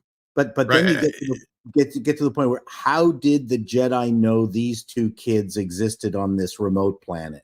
Like, how? Well, it's the same way, like I said in the Jedi Fallen Order games, right? Like, once Cal Kestis uses the Force, the Inquisitors and stuff, they can feel it. They go, oh, it's kind of like, imagine the Force and all the Jedi and the Sith. It's sort of like a submarine radar. You know what I mean? Sure. And as soon as someone uses it, they kind of bleep on the map. So that's kind of what it is. There's also a distance function that the farther but that's it the is, thing, right? The farther it is, the weaker it gets. True. Yeah, but see, no, you guys are thinking about it more than Leslie Headland did. That's the problem. Yeah, but the thing is that when you look at, like, those kids, for example, right? Apparently they're super powerful with the Force, even though they're pretty worthless so far. They weren't. Yeah, they were. But it's the thing, like, if we're thinking of it kind of like a submarine kind of, radar, the ones that would be very powerful, their blips on the map would be much bigger than, say, the little dotted ones. Yes. So that's why they're going to those ones and go, okay, there's really strong Force powers coming from here. We got to go check it out, whatever it is. And they get there. They're like, hey, you're a bunch of witches. Where are the kids? Because we know that they're here because we can feel the Force. And obviously they're children. They don't know how to control. Set that up. They should have had a meeting where it says, so what's the progress with the Force childs, or whatever you want to call it? What's going on? Well, we're sensing there's two children on this planet in the something quadrant that could be candidates. And what about over here in this? Well, we're looking at 4 people there. Okay, please report back. None of that is set up. You need to set that up. Yeah. That's their thing. And the other thing that people have brought up that they haven't actually addressed in the show is that the girls were already technically too old to be trained when they were found. And that's something that nobody said yet. And I think I've pointed out that that's probably where that rule will come from, is this show. Like, the shit that happened to these 2 girls, and that's where they'll have to learn that they have to get them young enough to where they have no attachments, and that's probably what it'll be about. But we have a couple more super chats to get into about the show, and then we can get past this, so we can get into other stuff. Get past this. No, we can't. Doug says you guys gave the correct answers on Outlaws. Well, I'm glad to hear it. Pilgrim Media says, what's the least woke game studio? Real quick, Endy. It's a good. Technically From Software. The guys who make the Dark Souls Elden Ring games. There you go. If you want a game that has nothing in that, play those. By the way, Star Wars Jedi Fallen Order games, as far as I can tell, when I played them, 100%ed both games. No wokeness. The women are women, the men are men. No one steps on each other's toes. Everyone is equal good and bad moments. So if you want good Star Wars, there you go. The bad news is that CD Projekt Red, which were a good bunch of Polish pirates, have been now bought out. We'll have to see. We'll have to see Then when we see news about the new Witcher game. Then we got Hyperguyver 2 says, how long before Saul gives Mania a little to you? Yeah. Spit on That's that it. thing. Yeah. And then Pinochet sends in a Rumble rant and says, if victimhood is the new currency, then make them work for it. Yeah. And I then let's see here. I think there was I think that was all as far as the video games one, but we did have one for Paul here in case we lose him in the meantime. Hello, Miguel. Miguel Farah says, Tom, stop mentioning Paul's boxers or else he might do as he did With that the t-shirt. Oh, I've got plenty of pictures already. He don't have to do that. I keep sending. I'm so glad I don't know what that means. Pictures. Yeah, he sends me pictures that are, he's like, is this mole supposed to be this big? And just random nonsense. Like, do you ever get this red? Like, just no, I don't want to see that. Well, Paul. I learned today that Paul sends pics of himself for medical reasons, I guess. I don't know. Yes, that's what he tells me anyway, but I think there's more to it. We do have some more super chats. We're going to get back into the swing of things here. And just before we do, though, STR Red Wolf has one more about the Acolyte. Sends in $2 and says, Paul, what would Ed Gruberman say about the Acolyte? Or think about the Acolyte? Ed Gruberman, as long as he can fight quickly and boot head, then he'd be all for it. He would be one of the bad. Head.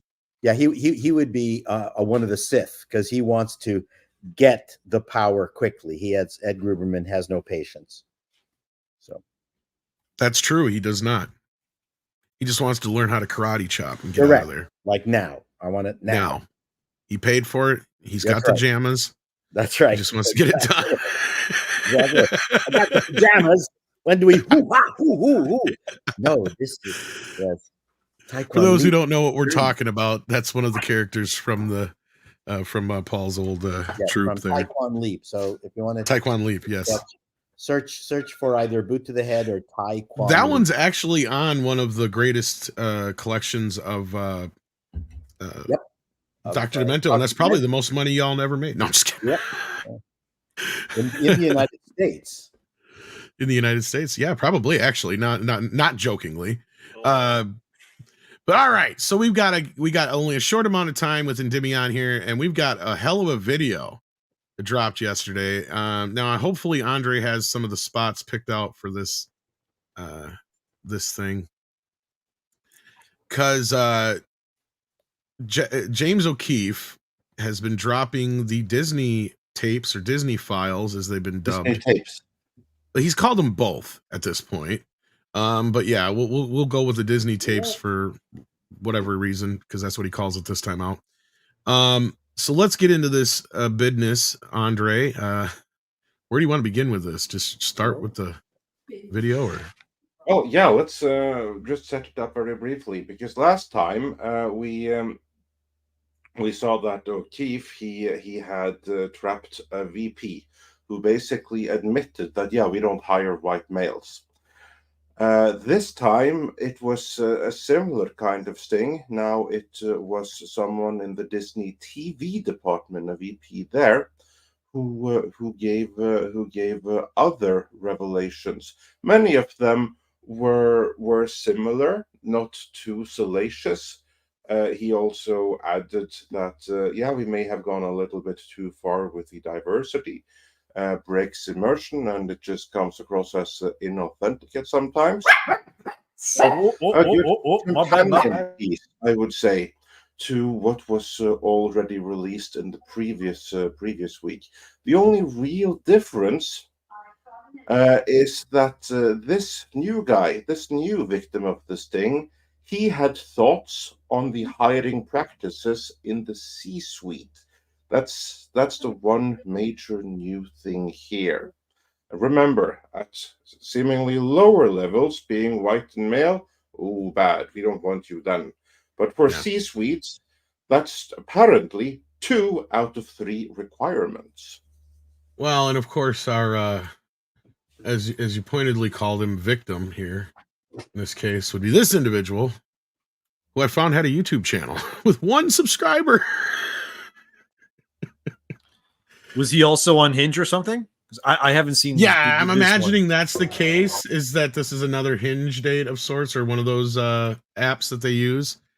So this is a similar situation to the last one, I would assume. And in between here, I think you saw it, Andre, the other video, where basically we got to see a little bit more of the other situation with Michael. There's really not too much to say about that, because that's but it was just fun more than anything. Yeah, I don't know that it was so much fun for him, because there he's being busted for going on 2 dates and lying to date number 1 about going on date number 2, and being confronted with what he said, which he just stonewalled everything and quietly walked away. So no, he sure ran. there's going to be a similar one here. So that should also go for the next few days here. Would be Makir, who is this guy's name, being confronted with his statements. That probably will be forthcoming as well. No, to be clear, Andre, what he did was he canceled a date with the first one. Yeah, exactly, and went on a date with the second one instead. Yes, so he literally pulled an episode of Cheaters on himself. And honestly, I think the reason O'Keefe released that was just because I think a lot of people were feeling sorry for the guy and the way that he was set up. So I think that he really released that just to show what kind of a piece of shit he was. To be honest with you. But that being said, this is a little bit more different. This guy really gets into some. This one,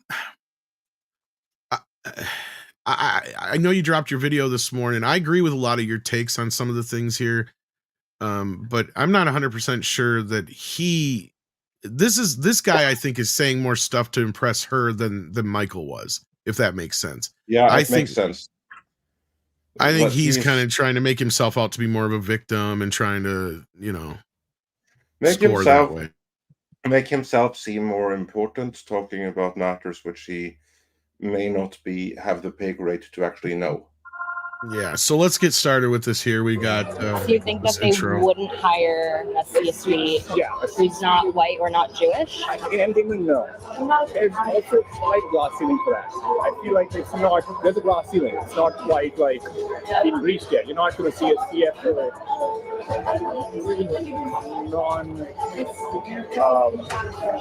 I guess, for lack of a word, non-white, non-Jewish. Unless you are a white Jewish man.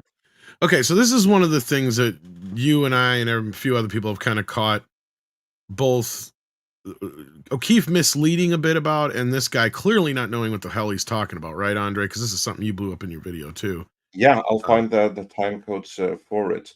But basically, what I emphasized is that this is someone who is not in the C-suite at all, who on paper doesn't know what is happening there, and he is just giving his interpretation of events. I'll find the exact time code here. I got it. 1732 was where we want to go to. Okay. Well, whoops. You're like. I guess, for lack of a word, non-white, non-Jewish. Dave goes on to point out that the tech industry is run by Indians and the entertainment business is run by white Jewish men. And that unless you are a white Jewish man, well, you're likely never going to see Disney's C-suite. In tech, everybody's like brown. All the all the CEOs are like, all the tech companies mostly Indian. You look at it now. Do you think that they wouldn't hire a C-suite who's not white or not Jewish? In Endymion, no. That is, but it's not just us. It's like every studio you look at, you'll find Indians pretty much higher there. You find like the chief technology officer, he'll be Indian, obviously technology, right? He even claims that a very well-qualified Haitian Hispanic woman who had rapidly worked her way up the Disney ladder left the company, acknowledging that she likely had no future there, oddly enough, because she wasn't white, Jewish, or man enough. She was like Haitian and Hispanic. Haitian, Hispanic mix. she just left Disney like a month ago. She left because she didn't really have. She's a woman. She didn't really have either of her bosses in her corner. Okay. And she quit saying that she just is like, I just not feeling right. So I feel, and that being said, that the department heads are two Jewish men. Not that I'm any against this man, just saying that she, Yeah. team of color, felt that and she quit. Because she just said, if I can't seem to like him. Yeah, let's hold it right there. So basically, I think that's really important because the big scoop here is she said this and she felt that. Yeah. And that's kind of like what this boils down to. So he then interprets, and I'm sure that he has some other reasons for saying it as well, but he's basically kind of like saying that, oh, they only hire white males who are Jews for Disney's C-suite. And now the C-suite, for those who may be in doubt, that is the absolute senior leadership. So it's not every single leader of the company. It's not everyone that's here on the list on screen right now. That's all of the department head of Disney, but it's the key department heads of Disney, which are the ones closest to Iger. Like, for instance, Tanisha Agramonte, who we see right here, the head of diversity, she wouldn't make the C-suite probably, because that's kind of like a DEI position, but it's not something that's supremely important to the company. The C-suite, that's going to be the CEO, it's going to be the CFO, it's going to be the really strategic decision makers. That's the C-suite. And everyone in the C-suite are going to be pictured here. And as we can see from this picture, there's a lot of diversity. So I kind of like feel that on this one, maybe James O'Keefe shouldn't have put this clip so much front and center as he did. Because, for instance, someone we know as C-suite here is Disney CFO, which is Hugh Johnston. And this is someone that was even appointed by Iger less than a year ago, specifically to help him fight off Nelson Peltz. Now, help me out, Chato. Hugh Johnston. I mean, Johnston, that's a Scottish name, isn't it? Scottish name, yeah. So I don't know. You went from Maybe he converted. But you went from McCarthy to temporarily to Langston, I believe, or something similar, and now to this guy. Not the three of them weren't Jewish. Just saying. But I just wanted to know if you have the phone number that I can call, so I can get a job there. Right? I was thinking the same thing, Paul. It's like you're a shoo-in. You're white and Jewish. There you go. And male. And I was raised a Presbyterian for the first 18 years of my life. So I cannot. Does that help? Well, it means I can fix things and I can get stuff cheap, which is like really unique. And also it means that you are not too radical, which also, like many of the people in the position of Bob Iger at the various studios, they're not too conservative. Yeah, and he also mentioned you have to be male, and there is a woman who happens to a be black Jewish. woman, no less. Besides the diversity. No, I mean, there is a woman who is Jewish who happens to be high up the food chain, but she's a female, so that goes against his argument. Well, a lot of this goes against the one you're referring to. Yeah, and a lot of this goes against what he's saying. But the way O'Keefe should, because I mean, I joked last night, maybe like Carlos Gomez and Gutierrez and some of those guys, they may be white to him, but yeah, they're definitely not Jewish unless they converted. But that being said, I think O'Keefe would have been better off using this as a moment to exploit or show how these woke fuckers think, because this guy is just painting this victimhood all over this place, when this is one time we have to turn around and kind of say, now wait a minute, time out here, that's not true. Yeah. No, And I don't want to do that. Like, I don't want to be in a position where I have to say to, like, as salacious as that may sound, the evidence doesn't actually support But it does sound That's like the- the wokey wokes. That's my Yeah. point. Yeah, but that's the difference between the first Disney tape and this one. The first one, where you had the lawyer talking about how they do not hire white males, by implication in lower and mid-level and creative positions. We have proof of that. There is evidence to support that. We have film threats, Disney files. We have so many witness testimonials. We have the evidence that we see from screen, so we know that that one is accurate. Whereas this one, this particular claim, Makker is the one who said it, and that is fine. I just wish that O'Keefe had framed it differently, because Makker's claim here, it doesn't stand up to scrutiny. No. And that's where I said O'Keefe would have been better off showing that this is how the woke folks think, basically, is that everybody's My against dogs, them. man. I'm sorry. No Every worries. No stream worries. I do, these Don't guys make go ballistic. And that these woke Relax. guys are more or less more Relax. racist and bigots than the white folks they claim. But anyway, so back to the video then. What was our next spot we were going to jump to here? Well, that depends what we want to talk about, because beyond Well, this, really, there the wasn't biggest thing here, I think, that got into this, I think we can find it here. He was talking about Bob Iger's corruption. Well, there was that. Do you want to go to that then first? Because I think that was near the end here. Yeah, that was at 1920. Yep, right here. Do you think Bob Iger is corrupt? Now, yes. Now he just wants to stay in power. He came with a 2-year promise. In 2 years, I'll turn the company around and I'll get you a new CEO. He said that 2026. He got rid of a few people who were like, who could have been against him. He got rid of her. Like one CFO, Christine McCarthy. She was This is the important. CFO of Disney. He got rid of her. That's why I felt like, okay, I see this.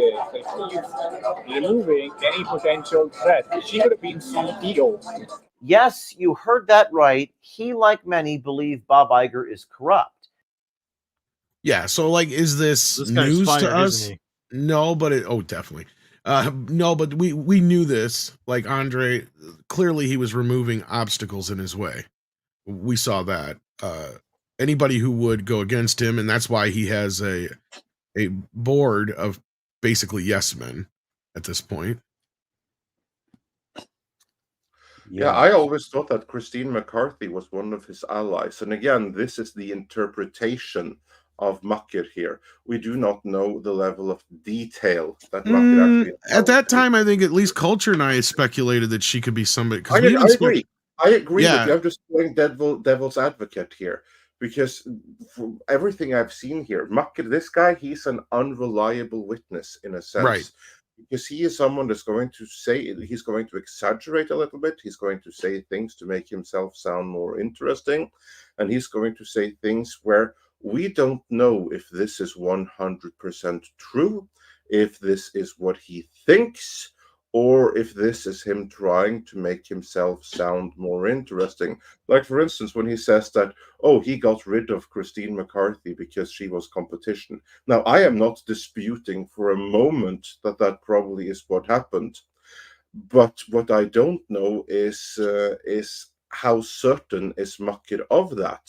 Does he know that for a fact? Does he speculate it? Is that just like something that they take for granted, but we don't know that it's accurate? This is kind of like where I wish that O'Keefe would have been a little bit more, thought a little bit more about how he frames the story, because this is all stated by Makker. But I do wish that O'Keefe would have been a little bit more delicate in how to frame the story. Because You know what? There there should have been some text under the video. Says disclaimer: this man wants to get laid. That's basically what it is. Yeah. That's going to be his defense. Well, what's the ultimate goal of these tapes? Because I haven't watched this newest one. I've only seen the first one. No, well, that's what we're watching right now is the newer one. but basically he's uncovering the corruption and a lot of the stuff that Film Threat and us and others have talked about and speculated about for years, reported through various channels. Now we're getting a little bit more confirmation on some of the things.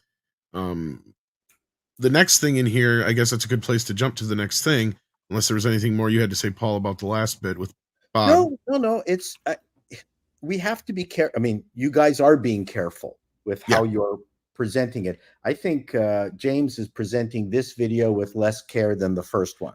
I agree. Like, this one was not as good as the first one, and I feel like it's very haphazardly put together compared to the first one.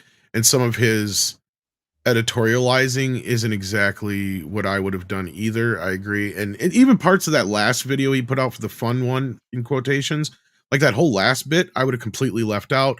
The bit about Elon Musk in here, I would have left out. In fact, I don't even understand why Andre had it in the video, but I guess he did. But hey, that's, whatever. It's your editorial, Andre. But that being said, the next big part to me was this part here before we lose anybody else. And that was just the whole.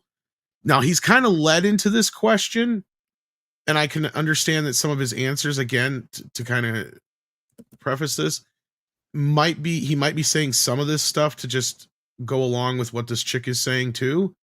But I believe it, and it doesn't mean that both aren't true. But this is when he starts talking about the LGBTQ stuff being aimed at kids. So let's get into this real quick. Introduced and educated on the ways of LGBTQ.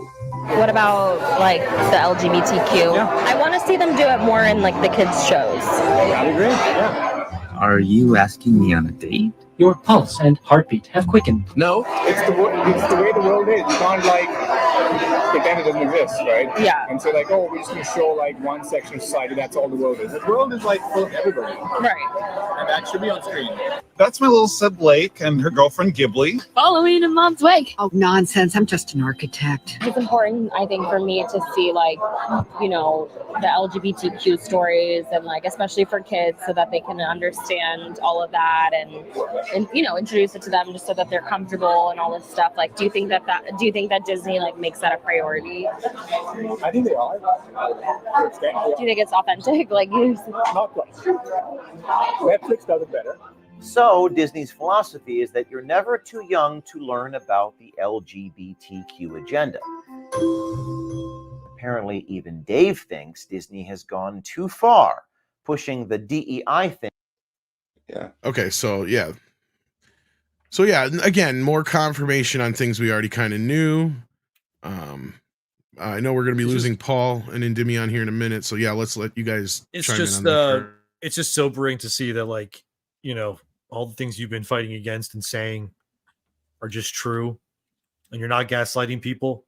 As much as I always get told, like on Reddit or something, that I'm wrong, and then it's like, oh, am I? And then their executives literally say the exact thing we've been saying forever. Like, yeah, this is real. It's happening. Like, you can't be stupid. You can't be like, it's so obvious. But yeah, this guy's probably gonna get fired, which is mean, Oh yeah, I'm sure he's cleaning out his desk today. But this one's for you, Endymion, because I know you got to leave here too. Pinochet's helicopter tour sent in on the Rumble side. So Endymion, I made this suggestion to CC: create an SBI like consultant company, then undercut SBI at every turn by at least 50%. It's not honestly, I think at some point I should just do that, make my own consultancy company, and just I go through all your files, and then you show me stuff, and I take all your ugly women and I say make them hotter. Just call it Diversity Inc. Yeah, and just go through all of it and be like, you don't have enough straight characters in your thing here. It's not going to sell well. And they go, oh well, we want to have like no. Make your character straight. Do it. You'll make more money probably. And your women here look really ugly. They look like the lunch ladies at a high school. Let's change that. Let's make them into supermodels. Come on. You want to make money? This is how you make money. And I'd go through everything, And then I think honestly, if there was an alternative to SBI that did that, dude, they'd be pissed.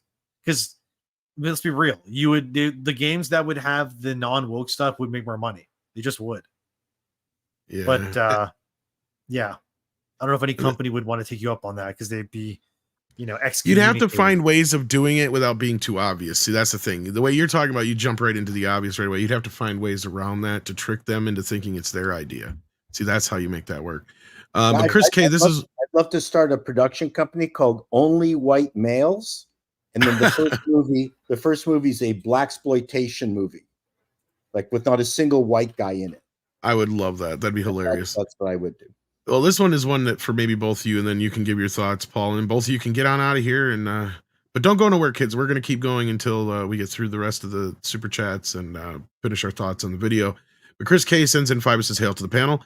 Have the more anime savvy members watch The Big O. It's old, but we're the watch. Andre, regulate us with tales of tons of rock." Yeah, well, we'll hold on to the anime savvy first. Yeah, let's do the anime one first, and then we'll hang on to the rock question for after. Paul, I don't know it. Endymion? No, neither one of you, huh? Okay. Nope. Yeah, I'm not familiar with it either. The only Big O I know is not anime related. Here's the Big O. The last anime I watched was Attack on Titan, I believe, like fully. Oh, wow. Yeah, and then I guess I watched Dragon Ball Super to the end, obviously Dragon Ball Z and stuff.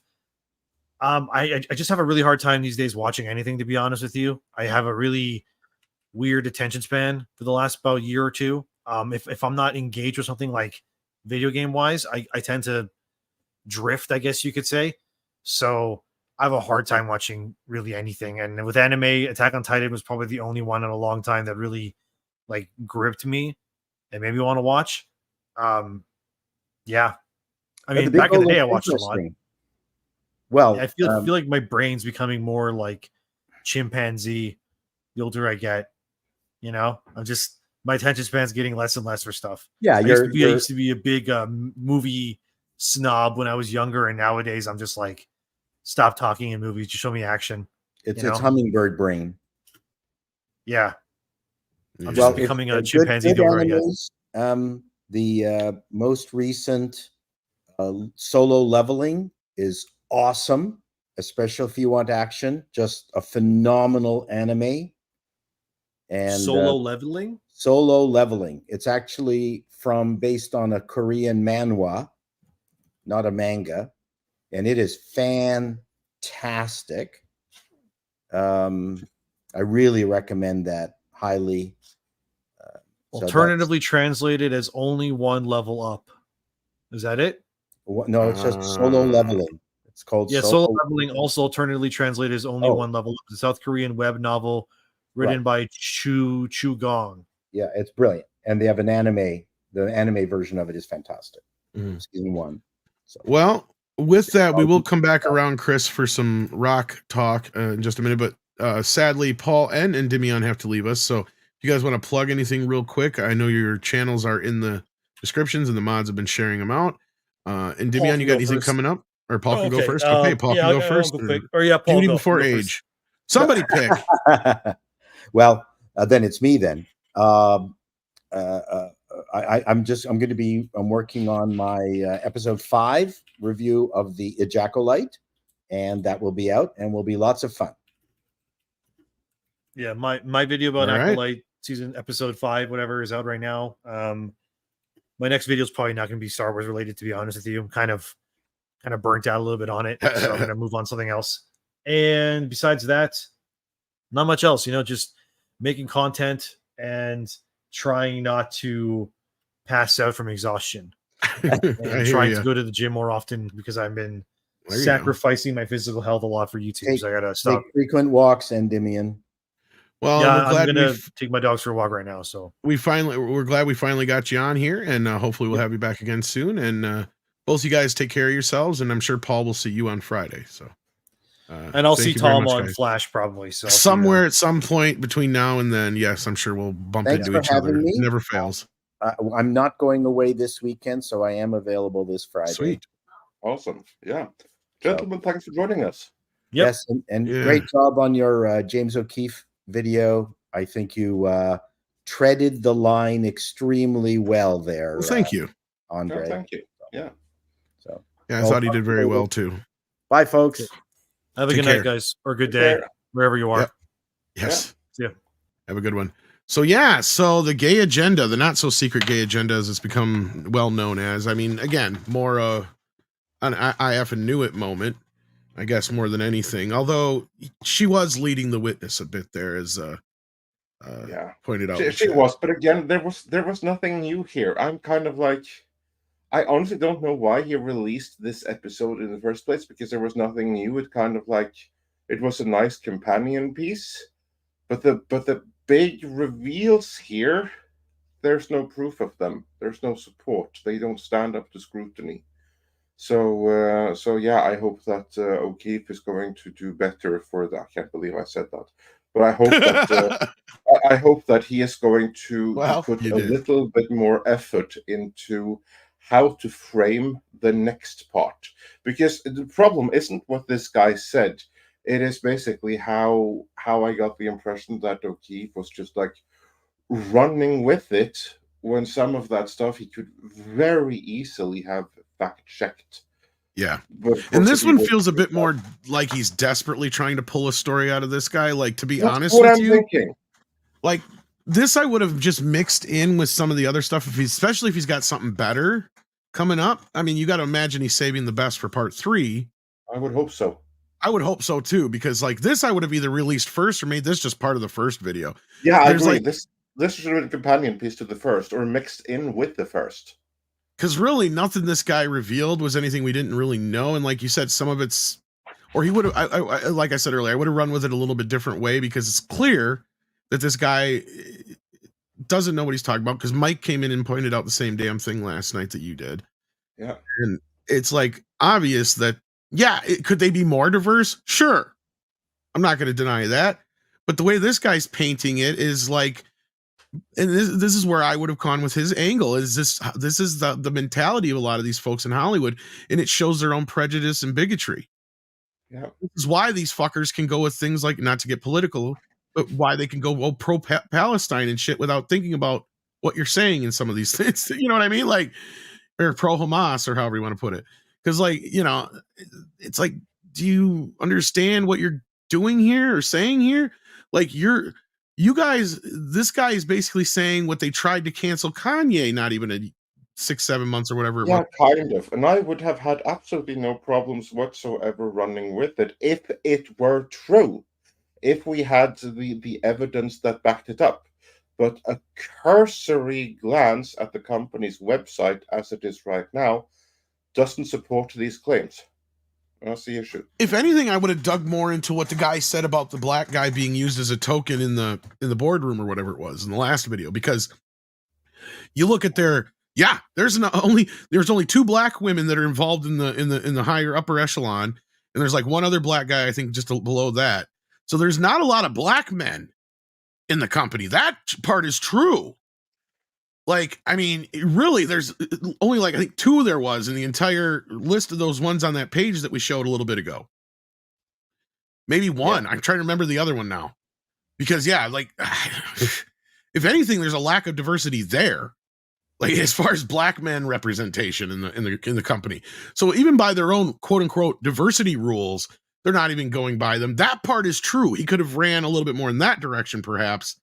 But instead, the way he's framing it here, that it's just a club for old white Jewish men, that's the old stereotype, and it's kind of been proven wrong. Yeah, it's exactly. Like you can go with that if it's accurate, but you have to be able to back it up, and that's what he should have.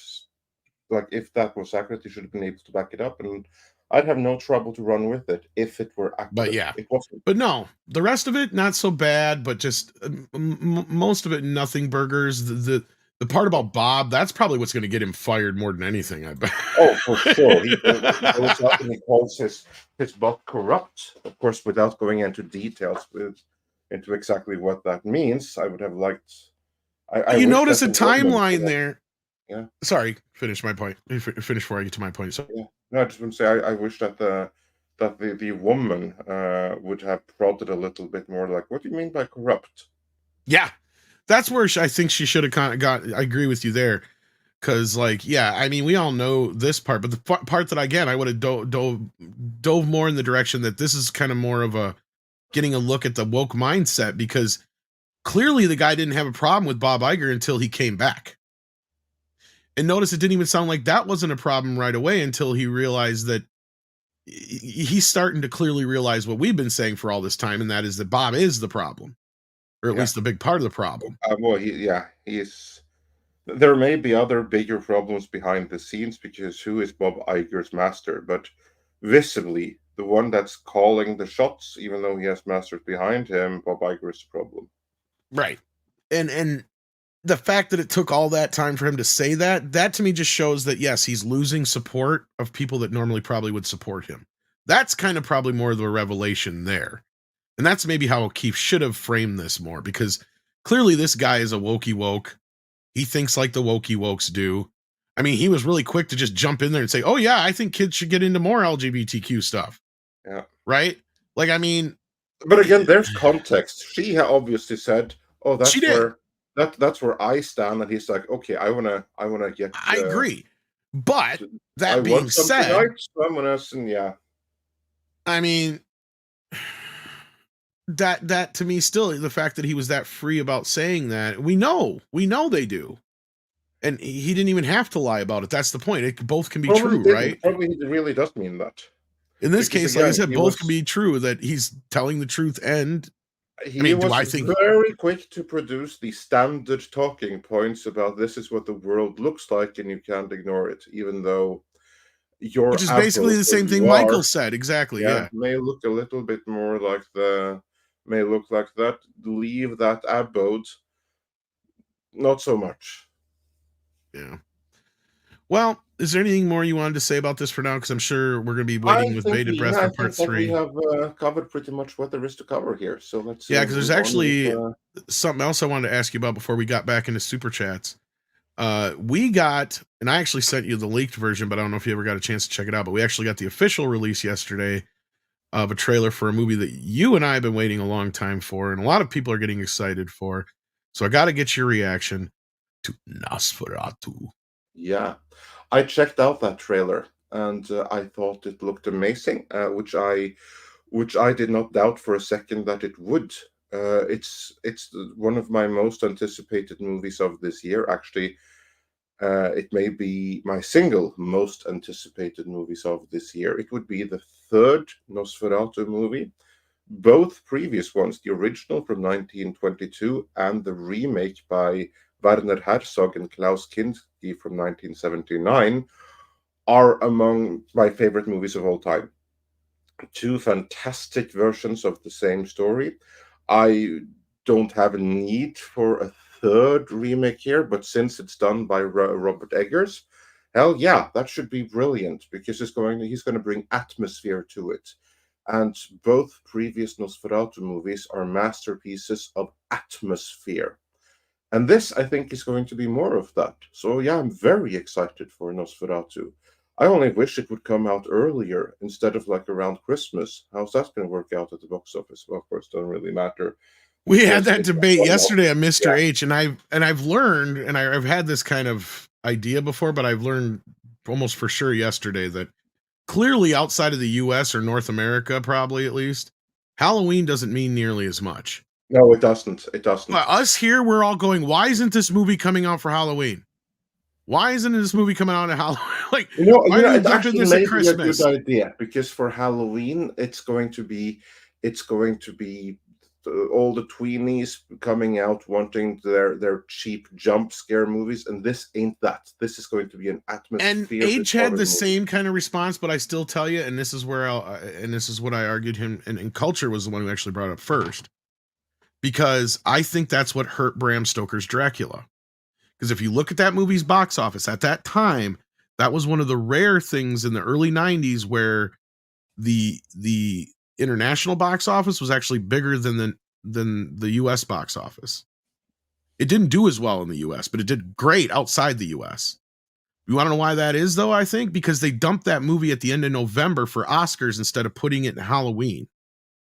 The US, after Halloween is over, the last thing they want to do, regardless if it's an atmospheric horror movie, an elevated horror movie, a slasher horror movie, an exorcism horror movie, they don't give a fuck. They don't want to watch a horror movie.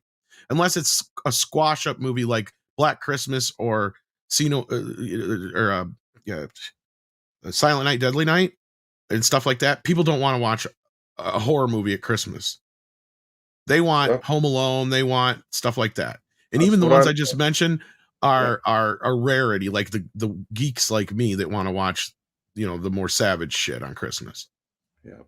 In the US, they don't want that kind of, they want White Christmas, they want Home Alone, they want Rudolph. The last thing they want is to go see a vampire movie in the theater. And I know H made the same point of counter programming too. And I think outside the US, this movie's going to do gangbusters. I have a feeling it may not do very well on Christmas in the US, though. That's what I'm afraid of. Thinking too. Yeah, that's what I'm thinking. Wrong release date. It's the right time of year, but wrong release date. That's my thoughts there. Yeah, no, I love the look. I think it's going to be an amazing film. I can't believe it, but they let him shoot on film, and he managed to do it on a $50-60 million budget. In some places, I'm reading 40. I hope the movie doesn't have to do a ton, so it will be okay, and I think it'll get Oscar. Yeah. The thing is, this movie will have a second life. If it gets Oscar buzz, then they'll re-release it, and then people will go see it. But watching the trailer, I'm like, God, I haven't seen a movie look like this since the Haunting in Venice movie that everybody ignored. And this is actually shot on film. Yeah. So, yeah. So I'm looking forward to it. I just wanted to stop the show just to ask Andre, because I know he's excited for that. Still am. Yeah, and it probably is at this point. I don't know if there's a movie I'm more anticipating much more, because I'm really leery about Deadpool at this point. Right? Like, I hope it's good, but I feel like there's going to be a few shoes dropping in it. What up to for the rest of the year? Those are. I'm looking forward to Beverly Hills Cop, but that's also a Netflix movie. So yeah. Yeah.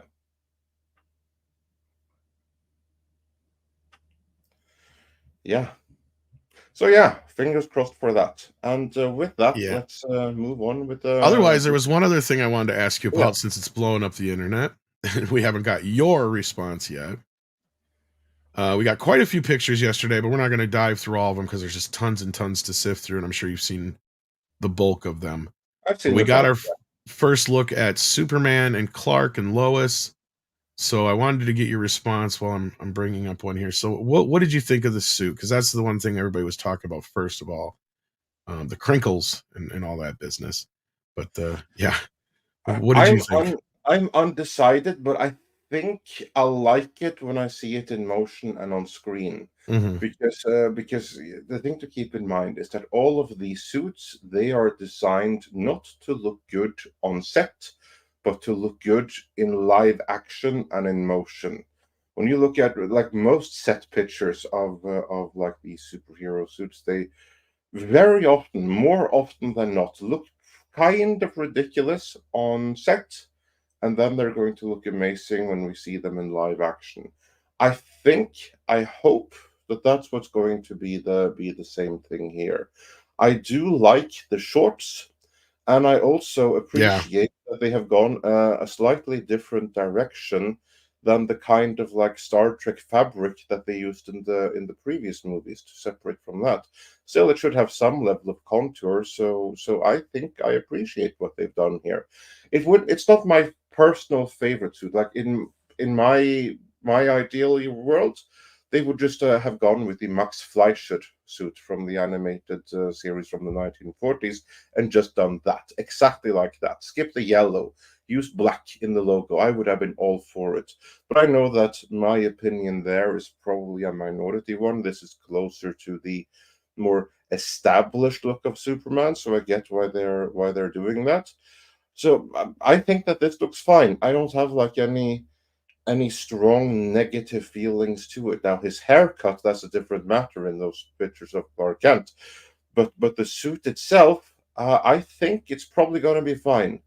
And then I'll stand corrected if it doesn't. I'll be the first to admit if it doesn't look fine when we get to see it, but I think it'll be fine. Yeah, for some reason I'm having trouble finding all my pictures here, but yeah, the Clark Kent one, believe it or not, blew up my Twitter. Holy shit. And it still is. Yeah, and I'm with most people on the coif of hair thing. I don't get the poodle hair or the broccoli hairs they've been calling it. I guess that's the proper term, the coif of whatever. Maybe there's a context to it in the movie. Even if there is, I mean, frankly, it's just a little too much. And of course, I can't find the damn picture here. Regardless, yeah, I'm with you on most things. Like, look, I like the shorts. I don't like how busy the outfit is otherwise. I'm willing to wait and see what it looks like in final production, because I, like, that it's not really a representation of what it's going to look like in broad daylight with pictures taken by cell phones and whatnot. But that being said, the look of this movie is secondary in my opinion, because frankly, Superman looked great in the Man of Steel movie, but the movie sucked ass. So at this point, I could care less if Superman showed up in pajamas, as long as the fucking movie is good.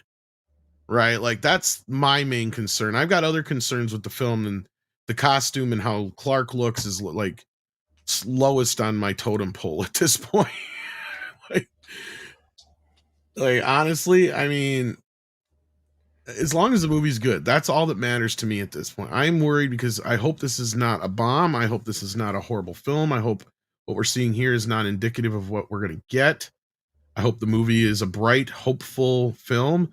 I know some people are worried about James Gunn. I'm not as worried about James as I am other things in this matter.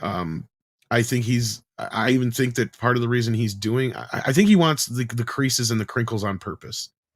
I know we don't understand it right now, and we might not ever understand it, but I think he's trying to do the Alex Ross look, but why he's doing it with this thick rubber is beyond me.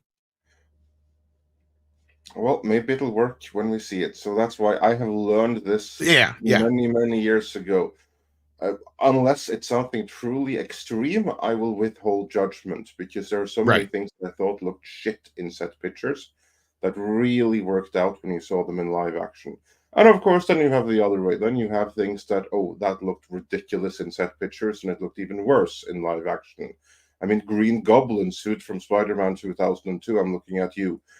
But that's an extreme. So yeah, I hope that this is going to work that's out. one I still never forgive. Yeah. I just want to say about the Green Goblin, that's still one I'll never forgive Raimi for, is all you gotta do is paint his face green. I know. Like, what are you doing? Like, he literally add a little bit on his ears, add a little bit on the nose, green. You don't even have to do the animatronic thing, none of that. But yet you turn around and put a bike helmet on his head? Like, what the hell? Yeah, I mean, just literally do the costume from the comics. That would have worked. Have a latex mask. I couldn't care less if it was the bio suit from the head down, but he didn't need to have a bike helmet that looked like Willem Dafoe looks like the Green Goblin. Like he literally looks like him. You don't have to do much. Yeah, that was ridiculous. That was one. But again, my point with that is that the movie was great. It doesn't fucking matter. I could care less about that at that point. That was secondary to the fact that the movie was good. That's all that matters to me. Lois looks fine. There's even people now speculating the same thing I speculated at first too, that there's another suit, because people have been analyzing that first photo with the snow on the S a little bit more, and they're thinking it might be a different suit. And I was the first one to kind of speculated that I know of. I will take credit for that, because I was like, I don't know, it looks a little different. But some people are like, no, it's the same one. It's the same one. I'm like, all right, y'all think it's the same one, so we'll just go with that. But now there's a few other people out there going, I'm not so sure about this being the same suit and blah, blah, blah. So I don't know if they're just trying to play cope games, or if they're seeing things again like I was that are just slightly different, that I think there is going to be multiple suits in the movie. So we'll see. But no, I'm more worried about the story. A lot of other things are ancillary to me at this point. So we'll have to see. We're basically a year out from this movie coming. I want to see a trailer before I get too judgy as well.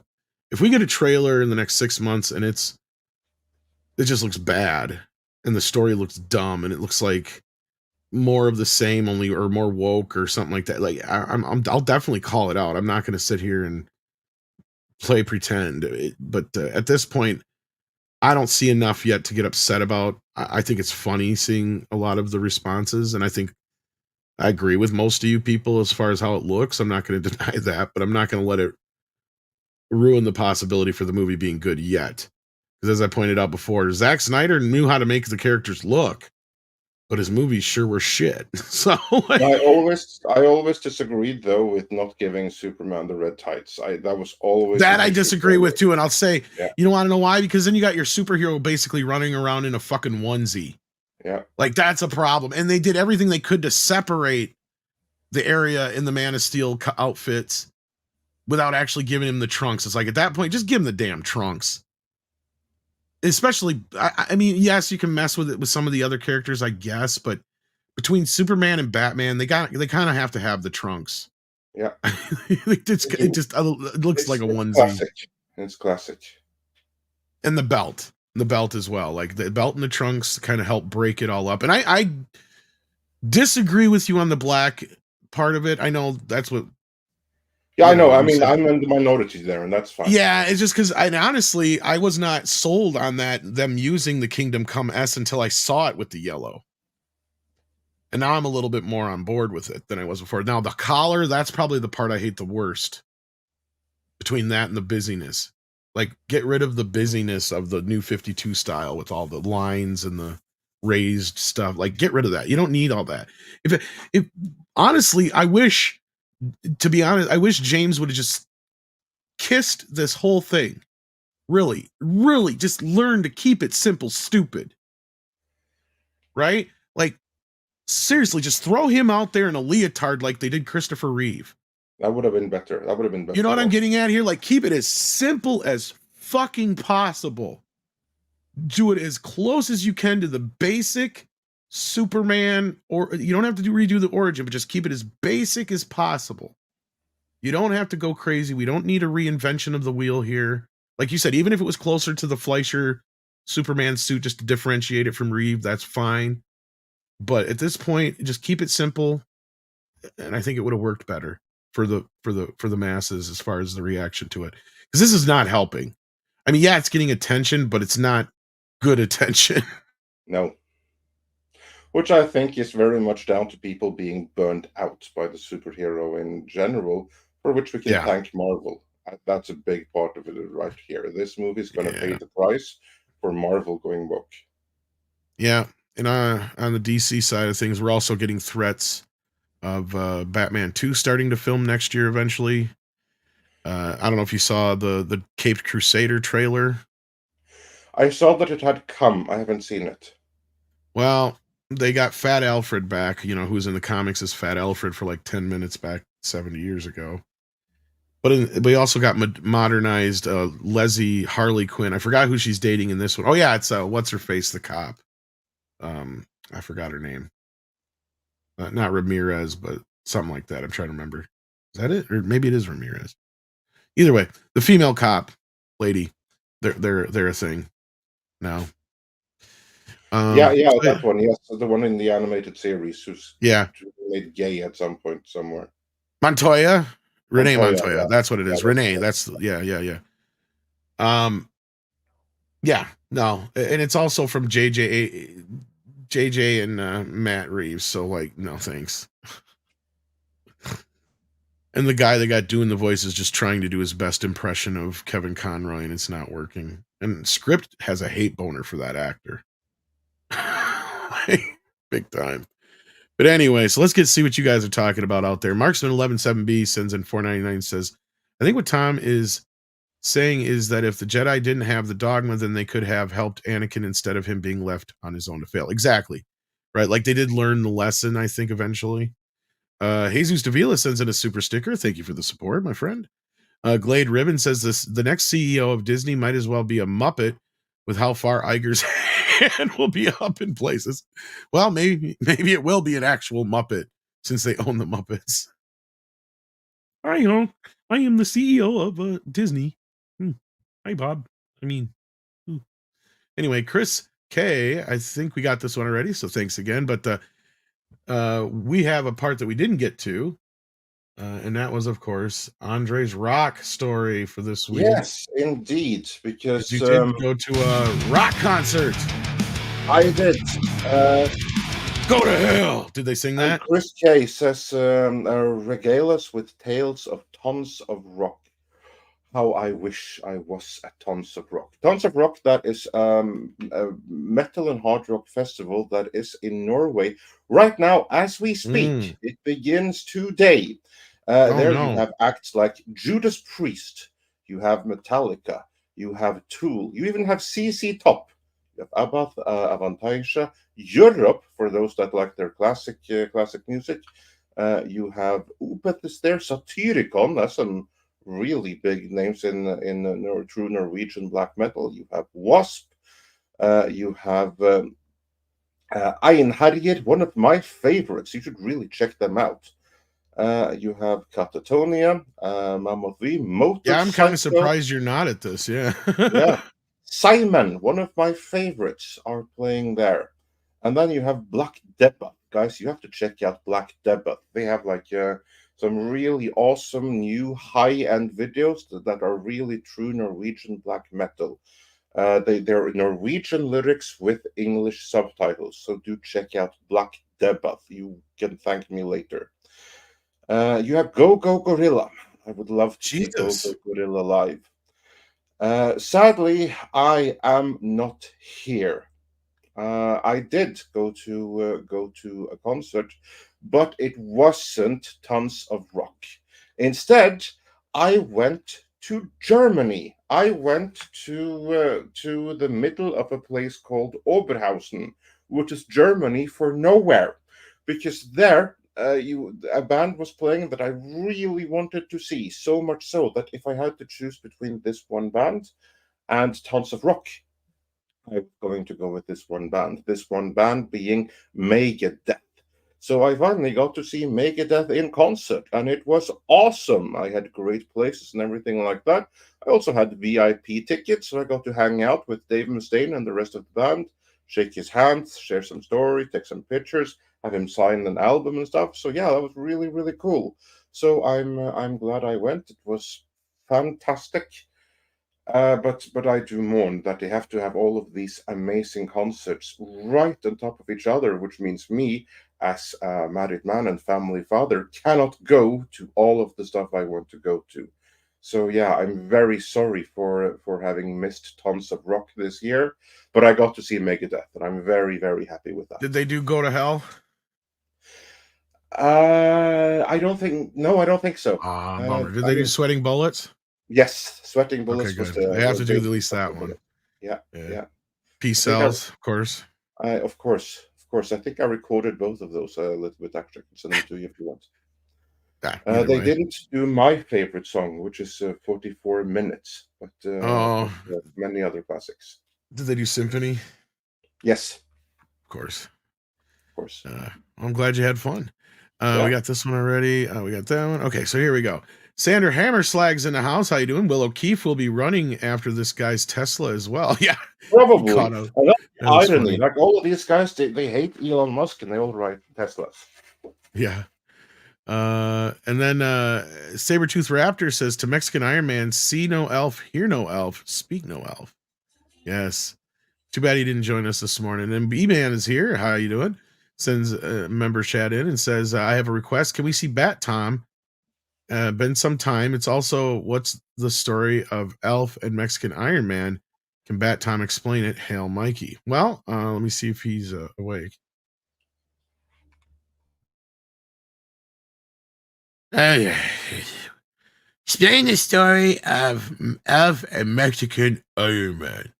Well, you see here, Elf is Mexican Iron Man's arch nemesis, kind of like the Joker is mine. So, like, they hate each other, but they love each other, and they hate each other, and they're in this eternal dance of damnation because they just can't kill each other. Because if one lost the other, they wouldn't know what to do. So, as you see, without Elf, there is no Mike. And without Mike, there is no Elf. And that is the eternal dance. That was pretty good, wasn't it? That was beautiful. And remember, Mike the Mexican Iron Man is accepting submissions so that he may build the largest Elf museum on the East Coast. We got Psychotic, who's been a member for 21 months. Thank you for that.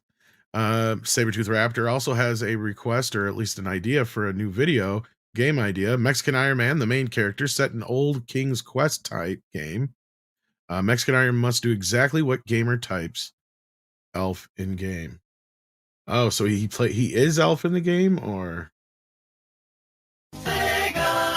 he does have the Elf game sitting here that I'm afraid to give him because I think he'll destroy it. But yeah. And then we've got, let's see here. We've got Matthias Fredrickson in the house. How you been? Says, looking forward to the day when Andre or Tom writes the official ME memoirs in Norse in several volumes. Turning Gast 6, Undin van Lig Valiket. Did I say that how wasn't bad? too bad. Tärning Okay. kast 6, usedvanlig vellykket. Not too bad. Because like in the Nordic countries, like we don't rate our movies 1 out of 10 or something like that. We use like throw of the dice, which may be unfortunate since the dice is coincidental. But so basically, when you have like the dice shows 6, that's the best it can be. So yeah, we basically rate our movies and books and music from 1 to 6 in the shape of a dice. So yeah, that's what the official memoirs going to be. Continue with them. Yeah, thanks for a reminder. Pinochet's Helicopter Tour sends in a Rumble rant and says, think of this O'Keefe video as just confirmation bias of the people Disney prefers to hire. Yes, this guy is bitter and probably goes to Guy for Palestine. Oh, Gay for Palestine rally afterwards, after the day. Yeah. Yeah, that's kind of what I was coming from. This guy is the mind hive, and he's an eternal victim. Accident Seller sends in 25 Norwegian Kronos, says, remember to check out The Gentleman. And what is that? Go Britain? That's the series, Great Netflix Britain. series by Guy Ritchie. Yes, it's already added to the list. So yeah, that's Guy Ritchie returning to form after not everything has been up to scratch that he's put out. Yeah. Tennille sends in a $5 super chat. Thank you, Tennille. Says, I wonder if Star Wars will get better after the Space Witches turned into a newt. I don't actually wonder what that joke. Well, that was just a joke contrivance. Yeah, I know. Well, I got better. Yeah, let's hope that Star Wars. Well, I think that may be optimistic. How do you know she's a witch? Well, she turned me into a newt. Well, I got better. Tennille sends in another 5 and says, ever see the video that replaces Palpatine with Kermit for a few scenes in Revenge of the Sith? Yes, that is hilarious. Yes, I have. Check that out if you haven't, guys. Markson117B says, with 199, Tom put up my super but didn't read it. Oh no, I did. Thought I read one from you already. Yeah, no, it's the Tons of Rock one. I thought, yeah. Yeah, so no, I do believe it. I'll do an extra check here behind. Yeah, double check, and I'll double check make too. Sure that there isn't anyone else that we missed here, but I do believe he's referring to that one. If not, yeah, if not, rewind it, because I also had the other guys answer the first part of it, and then we brought it back up for now when we could get into the rock concert bit. But I'm double checking too, just to make sure there wasn't another one we didn't miss. Oh, okay, yeah, this one. No, I think that yes, there's one here. I think there is one. Tom is saying is that if the Jedi didn't have the dogma, no, we got that one. We got that one. Okay. Yeah, and we also got this one here too. And Paul, not 1, not 2, not 4, but 3 jabs with a lightsaber thrice only, not 1 or less. 3 is what is required. Now get on with it. Maybe that's the one that we missed there. Is that the one that you're referring? That I don't remember that. I was away during the Acolyte stuff, so that's probably. No, we did get that one. We did get that one? Yeah. Then yeah, I think maybe you just missed it in Markson 117B. I apologize otherwise, because I'm pretty sure all the ones we got here. Either way, now I've checked behind the scenes, and everything that we have received, we have gotten. But that was the only one I didn't recognize, but I was also half out of it during the Acolyte talk. So yeah, I'm not seeing any more that we have not referred to, Marksman. We got that one about the fall of Jedi. And I agreed with that. Yeah. And that's it. Yeah, that's it. That's all I see here, unless it got. What's the joke for Paul? We did get that one. I wasn't sure on that. So yeah, okay. No, we did get it. I will resend it to him just to make sure, though. Okay. Yeah.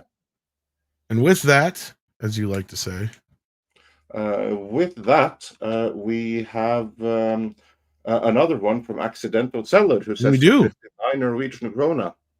If every country had a starter pack, Norway would have a box of Picture of a Fjord, a set of My First Black Metal face paint, and coupons for Grandis. Yeah, that's true. Pizza. I miss Pizza Grandiosa. I haven't had that in a year. You've talked about that a bit, and you don't normally talk about junk food. That's one of the few times you bring up junk food. Yeah, I know. I really feel like a Grandiosa right about now. And of course, no one outside of Norway would like it. No one outside of Norway would ever understand the glory that is the pizza. Well, if I ever get a chance to get over there, I guess that's one thing you'll have to show me. Yeah, you'll find it overrated, I guarantee you. But yeah, it's raining subscriptions. It's somebody. Oh yes! Holy crap! Holy, he's here. Staccato DDS in the house. How you doing, buddy? Gifted 50 freaking memberships. I think that's time for us to have to do a membership stream this weekend. Yeah, I just have to get over like this cold I got while going. I think Saturday would work best for me, so let me know if that works for you. But yeah, I'll let you know. I'll let you know. We'll aim for this weekend. Wow, but thank you, Staccato. That is so generous of you. So very generous. We appreciate the support here, my friend. Yeah. And we also got another pizza question here. You, Andre? No. I am not a pizza with pineapple guy. I'm a pizza with mushroom guy, but not pineapple. I tend to take that stuff off. Please don't get pineapple on your pizza.